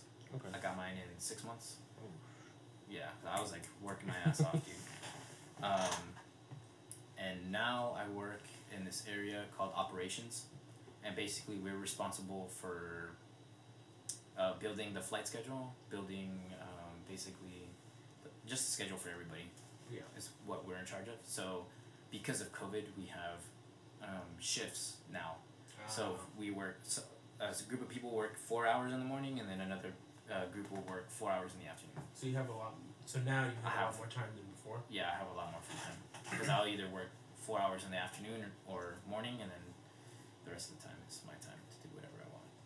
So that I guess that's gonna lead to my next question, because I know you wanted to talk about it a little bit, but like, So do they like require that you work out, or they don't really like? It's just like kind of encouraged. It is encouraged because we have to do biannual PT tests. Oh, okay. So you have to do. It depends on your age, and it depends on your height. Okay. So first it's like your BCA, which is like your body mass index, I guess. Your body fat mass or something. Yeah. BMI. Body mass index. Oh, I think. Yeah, but we call it like BCA. I can't remember what BCA stands for. But that's basically what they're checking. So first you step on a scale, and you have to be, depending on your age and your height, to be a certain weight. Yeah, you have to be below a certain weight. Okay. And if you're not, then they have to tape you, and you have to be under a certain measurement for like your neck, your waist, and like your stomach or something like that. So that's how it starts off, and then you sign up. It's honestly really easy compared to the other branches, except Air Force. We just have to do as many push-ups as you can in 2 minutes. It used to be as many crunches as you can in 2 minutes, but they changed it to now plank. You have to hold a plank for as long as possible. Plank. And then after that, you do a cardio. So you can choose what cardio you want. You can either do a 1.5 mile run, or the bike, or swim, or now they added like a row machine. Ooh. Heard that's tough. Rowing. Your arms look amazing after it. No, I bet. I mean, I do the bike because I have really bad runner's knee from running so much in the military. So my knees will... Well, yeah, you ran for, 3 hours, didn't you? That was just that one day. Come on, that was just one day. I can just imagine the rest of your time, like, oh, Lord. Yeah, so I do the bike because it's just easier on my knees. And you're supposed to burn a certain amount of calories in 12 minutes. Oh, okay. Yeah, so... they calculate everything. I think I have to burn like 160 calories to like pass. The Marines, they have to do a 3 mile run, push-ups, sit-ups, and then pull-ups. I know about the pull-ups one. That's like a lot of Marines do pull-ups. They always train theirs because it's all I've ever seen. I mean, 3 miles though. Could you imagine running 3 miles, Sean? No, I saw my brother though the other day. He ran, I think it was like 6 miles, and his average time was like 9 minutes. Huh? Yeah, I don't know how he does it. Like I said, he knows. You train, you do it so often, you get used to it. So I was gonna say, did being and having those restrictions kind of just force you to just pick up a routine? Like what restrictions? Well, like, you have to be under a certain, like, this. And like, has that made you just, like, start a routine just so you're like, I'll never have to worry about that? Like, I'll always be ready for it? That's a good question. So, it's funny because before, like, when COVID first started, so I had to do, like, a legitimate one. Mm-hmm. Like, when I was at my squadron, I had to do one. I think I had to do 2. And then COVID hit, and they stopped that. They stopped doing a PT test. So, I hadn't done a PT test in almost 2 years. Because they had stopped doing it.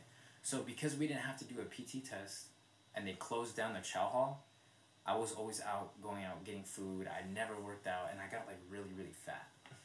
A lot of people got fat during COVID. Yeah. And then on top of that, I was going to Greece where the food was amazing. I went to Japan where the food was amazing. Yeah. The turning point was when I went to the Middle East. Because like I said, it's just chicken and rice, and it's a 24-hour gym. Yeah. And I went into the desert weighing 215 pounds, and I came out weighing 185. Yeah, so it's like hard work and dedication for like 5 months straight. And I wanted to keep that up, and I realized like the potential that I had, and so now I base my schedule around working out. That's why I do weight training, I meal prep, I do jiu-jitsu, and I do Muay Thai / like boxing. Because I have the time. Yeah. And I need to be like physically active. Yeah. And it's gotten to the point where like the food that I eat will impact how I perform. Oh wow! And I've never experienced anything like that. You started to notice it more. Yeah. Well, like for instance, Thanksgiving, I was eating like shit. I was like, fuck it. Like I'm just gonna eat like shit. One day. Yeah, exactly. So I ate to my heart's content. The next day, I was like, okay, I had like this whole workout planned out. I start going at it, and my shoulder like messed up. So I was like, oh, well, I'll just not do shoulders. I'll do like lower back. So I was starting to deadlift, and I freaking deadlift, and I threw out my back, and I was like, what the heck? So I like tried to do legs, and I rolled my ankle, and like my knees started locking up. All like, after Thanksgiving dinner. So I ate clean for 2 days. The 2 days after that, I ate like really nice and clean, lean meals. The third day, I went back and did the same workout. Nothing. Nothing. No pain. Nothing. Wow. Yeah. Pay attention to what's in your body. Yeah, really. Really liked it. Wow. Yeah, that's what me and my aunt were talking about the other day, because she's, I always get these, because they are two different things, by the way. Vegetarians and vegans. They're not the same. I knew that.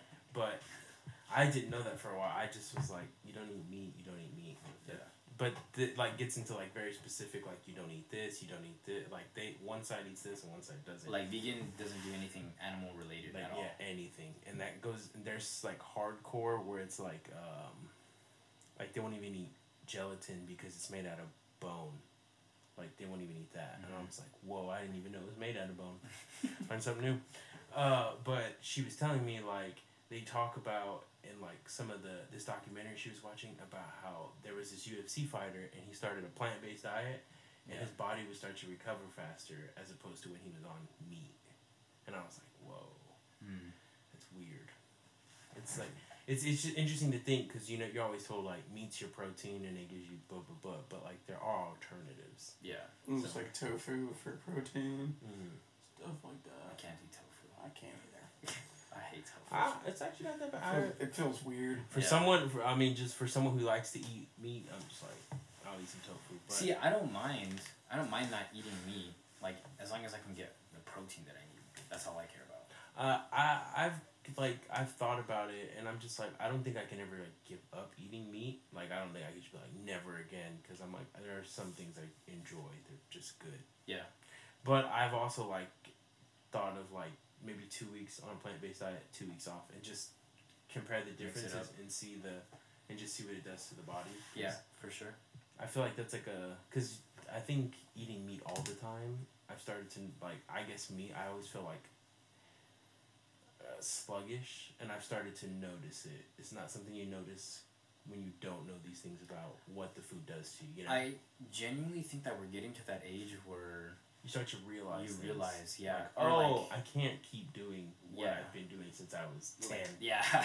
I can't stay up till 6 in the morning. No. Yeah.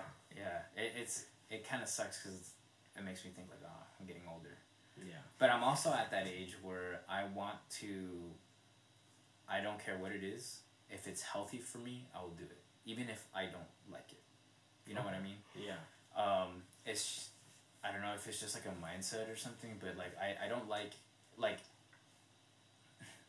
for instance, I hate grapefruit.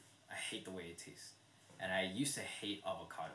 What? I hated the way avocado tasted, but I learned that they have really good nutritious properties. Love avocados. And they're like really good for like weight loss, and it's like the avocado is like a really good fat.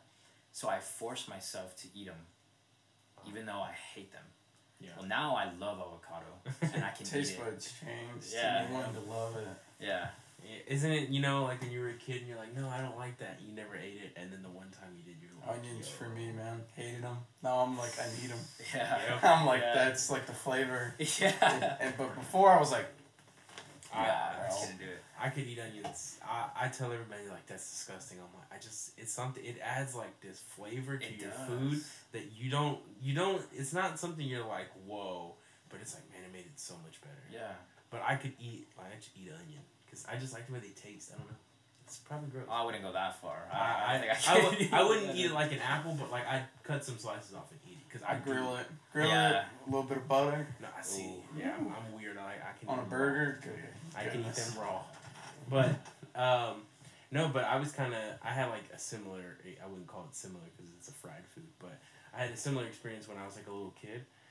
We were eating calamari. I didn't know what calamari was, but I was sure as shit. I was like, this is really good. Yeah. And then they're like, oh, you like octopus? And I was like, oh, no, I don't. That's great. Because all I could think of was like his tentacles and all the suction and just, but slimy. Man, it was great. It tasted amazing. Yeah. It's so, I mean, yeah. Food is an interesting thing because it can give you so many different like feelings and like it's weird, but yeah, it's like music kind of. If you think about it, in retrospect, it brings, like you said, feelings, a time of place, a memory. It brings people together, and it's good for you, just like music. Yeah. Well, some food's good for you. Okay. Well, I've asked a bunch of questions. I mean, you came in. I kind of just reined in whenever I could. You have anything you want to mention? We're getting towards the end. We're going on like an hour, almost 2 hours. So. Oh, okay. That's a good. That's the longest we've ever gone. But is there anything you want to mention before we head out? Or like talk about that we didn't bring up? I guess the differences between like a college student. Oh yeah, we were talking about that. That's so like it's crazy. Oh, because he was telling me about how much he pays for his apartment, and he's like, when he heard how much we paid to live here, he was like, that sounds like a dream. Because you live out in Washington still, right? Yeah. So he's like, the prices State? Yeah, Washington State. Yeah, state. He's like, prices are... I believe it. Yeah. And so, and he was This is like the number 2 state to invest in real estate in. Oh, yeah. Like, we don't even... I thought we had it bad. No. Dude. Hell no. Oh, no, I know we don't have it bad, but... We get you can apply for something called BAH, and it's a basic allowance for housing. Mm-hmm. So they will add on top of your base pay, like money so you can pay rent. Oh. Our BAH is like $1,100, but rent out there is like $1,200, $1,300. We talked about this the other day. Not like but I mean military is obviously included, but like. The average income for a 2-person household, like, what people make is not enough. Oh, no. Yeah. It's like, that blows my mind. Yeah. You know, and it's something random, but Sweden, they have people that, I mean, they go to, if you went to prison, hypothetically, you have a TV, you have, a faucet, you have a shitter. Yeah. You get all that. And I'm like, and that's just jail. That's just jail. Like, he's all this and you're out here struggling, trying to live normally in America. Yeah. Yeah. And like I said, so I had a buddy that he had just moved into a house, and it's a nice house. It's big. The backyard is kind of small, but I think they're each paying like $1,000 in rent. All 3 of them. A $3,000 house. No. This is like, it's like 1,500. Yeah, it's like because it's 5. That's for 3 of us. That's for 3. That's why I told him, he was like, he's like, you don't mind me asking how much you pay? I was like, shoot, $5.15. It's like $15.45 or something like that. See, I got lucky too because where I'm staying at, it's a house too. But I was telling him that the homeowner, like, she bought it. So she's paying a mortgage on it. It's not like she's renting it, like how my other friends are doing. So because she's paying a mortgage, I guess it's like cheaper, or I don't know what it is. But between us 3, it's only $650, while everybody else is paying like thousands of dollars in rent. So I don't know. I don't know anything about real estate. I wish I knew about real estate. I would just take a house, flip it. I just love let people rent it out. Like, I love watching HGTV. I love looking at houses, man. Because I'm just like, man, that's a nice house. Like, if you you know what I'm talking about. You've ever seen a house and you're just like, that's a nice ass house. Oh, hell yeah. Like, you love the way they did something and you're just like, man, that looks nice. I love that. Something about that's that. interior design for you, man. I found out, I mean, this is probably kind of common sense, but the more corners you have in a house, the more expensive it is. The more angles you have. I didn't know that. It adds, apparently it costs more. Really? Yeah. Wow. That's a weird thing to be like, I need It would make sense, though, that it wouldn't, right? Because you're using less material, but it's like it adds to the decor and the interior design aspect, and it's not normalcy. Because if you look at this house, it looks like that one across the street. Oh, yeah. Easily. But if you throw in a couple of... octagons? Yeah, exactly. Or divots. Throw in a triangle over there. Or like a half hexagon, dining area where the windows... Like, there's one, like, this way, then this way, then this way, Yeah. At, like, 45-degree angles each. They're like, pay up. Yeah. Instead of just one wall where it's... Wow. It takes more time. So, in that retrospect, time is money. So, it's going to cost you more if you want it like that. The way you explained it makes sense. Yeah. I can totally see that. So, it's like, what? I know, but it's just like, you want more corners? I'd want less corners. I want an open floor plan. It's just so funny, like, trying to compare, like, my lifestyle to... Oh, yeah. Because, like, I mean, I saw that, and I was like, no one's checking up on you? Like, no one cares that you have that out here? Like... No, it's... Well, when the landlord comes, you put it away, but, Yeah, I get you. That's a little different. But, no, That's because this whole block... Yeah. Dude, I noticed that. No, that's what he's like, is it all college kids around here? I was like, there's a few, like, adults that just live out in this area. They do. Yeah. They do. I don't know if you saw, they got a Tesla next door. Oh, yeah. But, I had a friend come over and he was like, this neighborhood? I was like, yeah. I mean, who knows? But I want to say back in the day, my stepdad was saying that all these garages on the weekends, they're all open. And so people just... Parties. That's what I was... From house to house. Is that what you were thinking when you got here? Like, that looks like a good So spot. when the fuzz rolls through and they bust one, they're like, hey, 2 down. And they'll go 2 down. And they'll show up to that one and they'll be like, hey, like, we're keeping the music down. There's no one here that's, everybody's of age. Yada, yada, yada. So it's like, well, that's why they're like, hey, if you can't be here and y'all still want to, get down, go down 2 houses.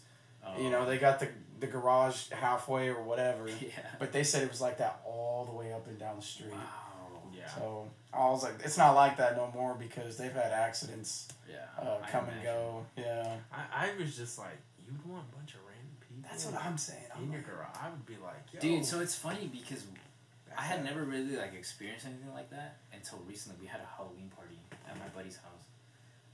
Just had a bunch of random people show up? Dude, I don't even know, like, how it happened. So we knew that it was probably time to shut down the party when we had a buddy. We were telling him, like, dude, like, come through. Like, we're having this huge party. And he was like, oh, man, I can't because I'm going to go with my girlfriend. Like, she's going to a party. Mm-hmm. And later on, they, like, show up. And I was like, what the hell? I thought you said you weren't going to come. He's like, dude, my girlfriend got an address from her friend. And the address was here. This party. And we were like, what?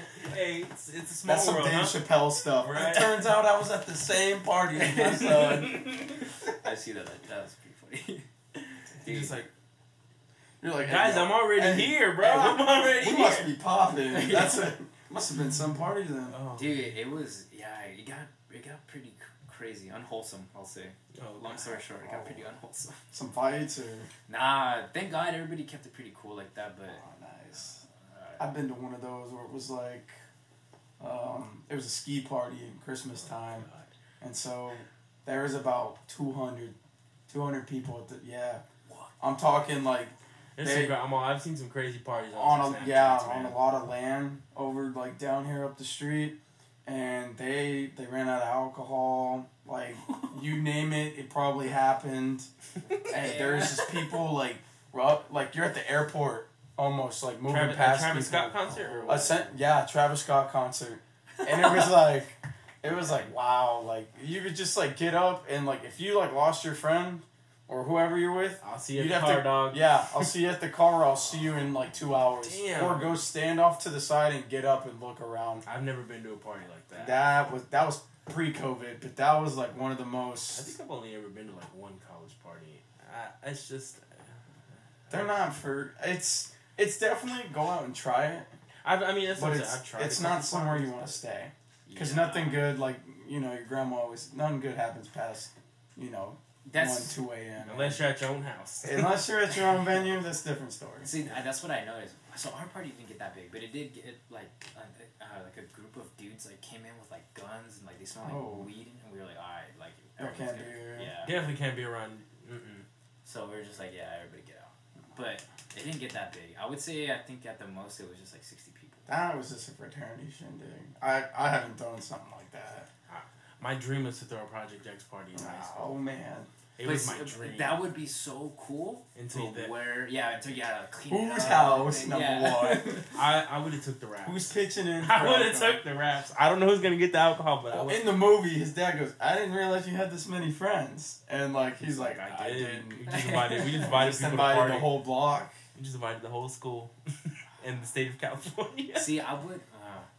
You're absolutely right though, because I have been to like smaller scale parties and there's usually some shit that goes down. That's like it's just you're right. Like nothing good ever comes of it. No, but it's also like at our age now, it's like this and like 5 other people. Yeah. Yeah. That's it. That's like all in high need. school, I used to think it was like, we need everybody here. Let's go get trashed, and then you do it, and you're like, no, that ain't it. You do it so many times, and it's just like. Okay, I did it once, and I was like, that's too much. It was one time for me. He remembers. He was there. I think. No, you weren't. No, I was supposed to see you that night. Was it at a actual? Oh no. Oh no, I didn't go because. Yeah.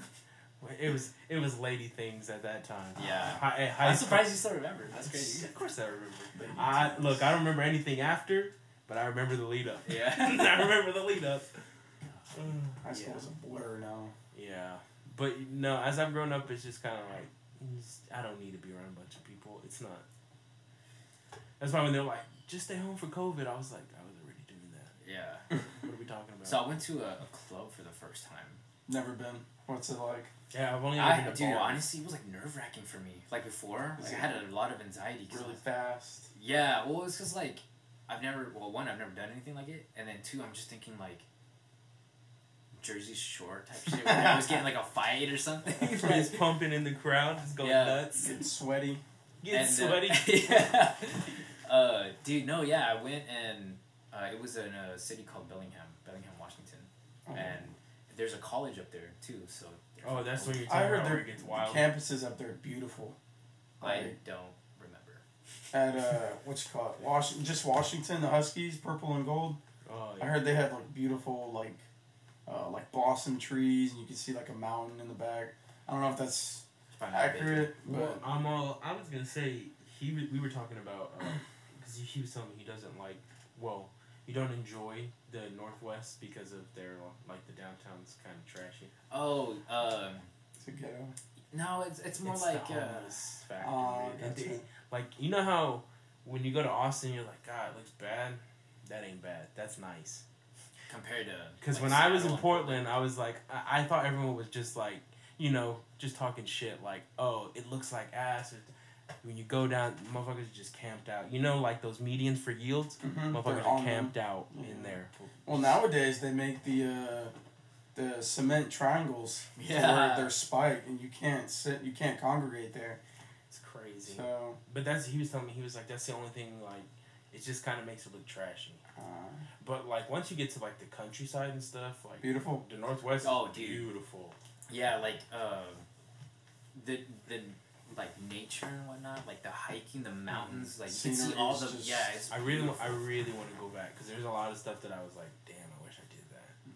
Because it's so beautiful. It's not like Texas, where it's like, it's flat, and that's about it. Hilly, maybe a couple lakes. A couple hills, maybe a couple lakes, and maybe some woods. I will say I do miss that about here, Texas. What? Is, like, the bodies of water, and you can just, like, swim in them. Up in Washington, they're way too cold. That's how Maryland is. I went in the summer, and it was like, we went to the beach, and it was hot outside, but the water, freezing cold. Yeah. And it's like, man, you just wish that it was Texas. Like Texas. Our beach is just not... Yeah, our beach the most beautiful. That's my other thing. I wish our beach, if it was that crystal blue, I'd give up my problem with what's in the water. In the water. And I'd give up the sand. Well, we've also had, like, 2 oil spills in the Gulf or something like that. Really shitty. So it's just anytime you go to Surfside or Galveston, it's, I don't know, Galveston's not too bad, but you go anywhere else like south of that and you come all the way down. Poo-poo water. Caca water. I hate it. I'll tell you what, the fish that come out of it is delicious though. I won't complain there. Yeah, I won't complain there. Or have you been to Louisiana? No. New Orleans? Mm-hmm. That y'all need to go. It's different. Yeah. Just the atmosphere. It's like everybody's like, you're my cousin on the street, dude. Oh, yeah. I know your mama knows my mama. And it's like, you laugh, laugh, but it's like, everybody there's connected in some way. Oh, really? Like, it's either a vibe, it's family, it's friends, and it's, yes, it can be dangerous, but it's also like, people take care of each other there. I hear that. And they hold it down. And they connect with, like, Texas on that scheme of, like, oh, Texans are friendly. They're the same way. Oh, they really are. They're not the most, like, proper, grammatically,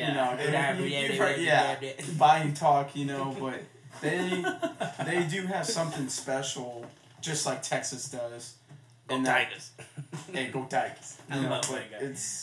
It's really cool to see, but it's just, like you said, certain places have certain people, and home is a people, it's not a, it's not a place. Yeah. So definitely check out New Orleans or just Louisiana in general. Well, he's been quite a bit. So. I was gonna say you've been freaking. Yeah. I'm gonna need his notes about Japan. Dude, yeah, I got you. What to do, what not to do. It was just funny because like my friend was telling me about the whole like whenever you give your card, you give it to them like with both hands. And you were probably like, yeah, right. Yeah, I was like, dude, shut up, and I gave it to them like that, and then she took it like this. She like did it to me. And you're like, damn, I feel like an ass. Yeah, like, oh, you were kidding, okay. Dude, and then like one more story. I'm sorry. No, you're good. We were in Greece, dude, and I didn't know the whole entire time that I was there. I was there for like 4 months. I didn't know that giving the thumbs up is like giving the middle finger. What? Yeah. So like. Actually, I think I have heard that. Dude, I don't know. You know about the Chinese middle finger? Yeah. Yeah. Dude. Because we can't, we have a language barrier. Yeah. So every time I would be like, can I get this? They'd be like, oh, whatever, like, whatever it's called. And I'd be like, yeah. And they would, like, look at me like, and I was like, I always wondered why they looked at me so strange whenever I gave them the thumbs up. And then when you found out. Dude, and it was already too late. Yeah. And he was like this. That's exactly what I wanted. But now it makes sense because we went to a nearby city called Heraklion, and dude, we were doing like hood rat shit. We were like drunk as fuck, and we went out into town to go to this like really fancy restaurant.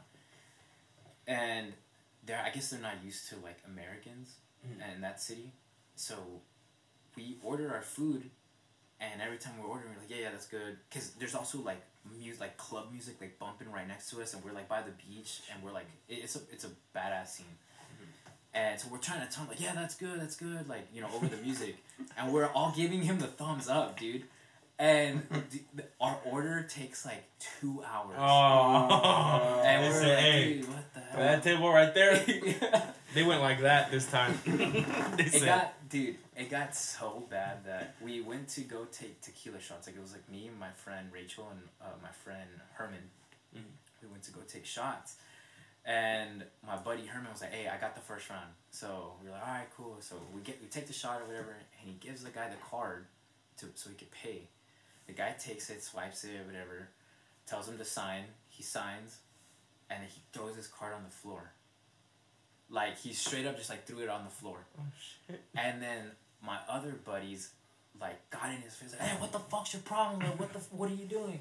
And he was like, yo, what's going on? And then the manager, which so happened to be our freaking waiter, was like, hey, what's going on? And we're like, hey, your fucking guy just threw our car down. Like, that's rude as fuck. And he was like, okay, like, relax. There's no need to fight. And we come back to our tables. Our freaking food takes like another hour, and then it's like all like shittily made, and like we're like, oh god, dude, it sucked. It's just because you didn't know, and it's like, how do you get to an area? And this kind of comes full circle to when I first got here. It's like, how do you know certain things whenever you get to Like you don't know. Never been to. That's so. Why are Americans hated for that? For not knowing. Oh, for being ignorant. Hold on, he wasn't here. Tell him about your first day. When you remember what you told me? Anti-America protest? Oh, dude. When he was there. So, it was around the height of, like, BLM and stuff like that. Yeah.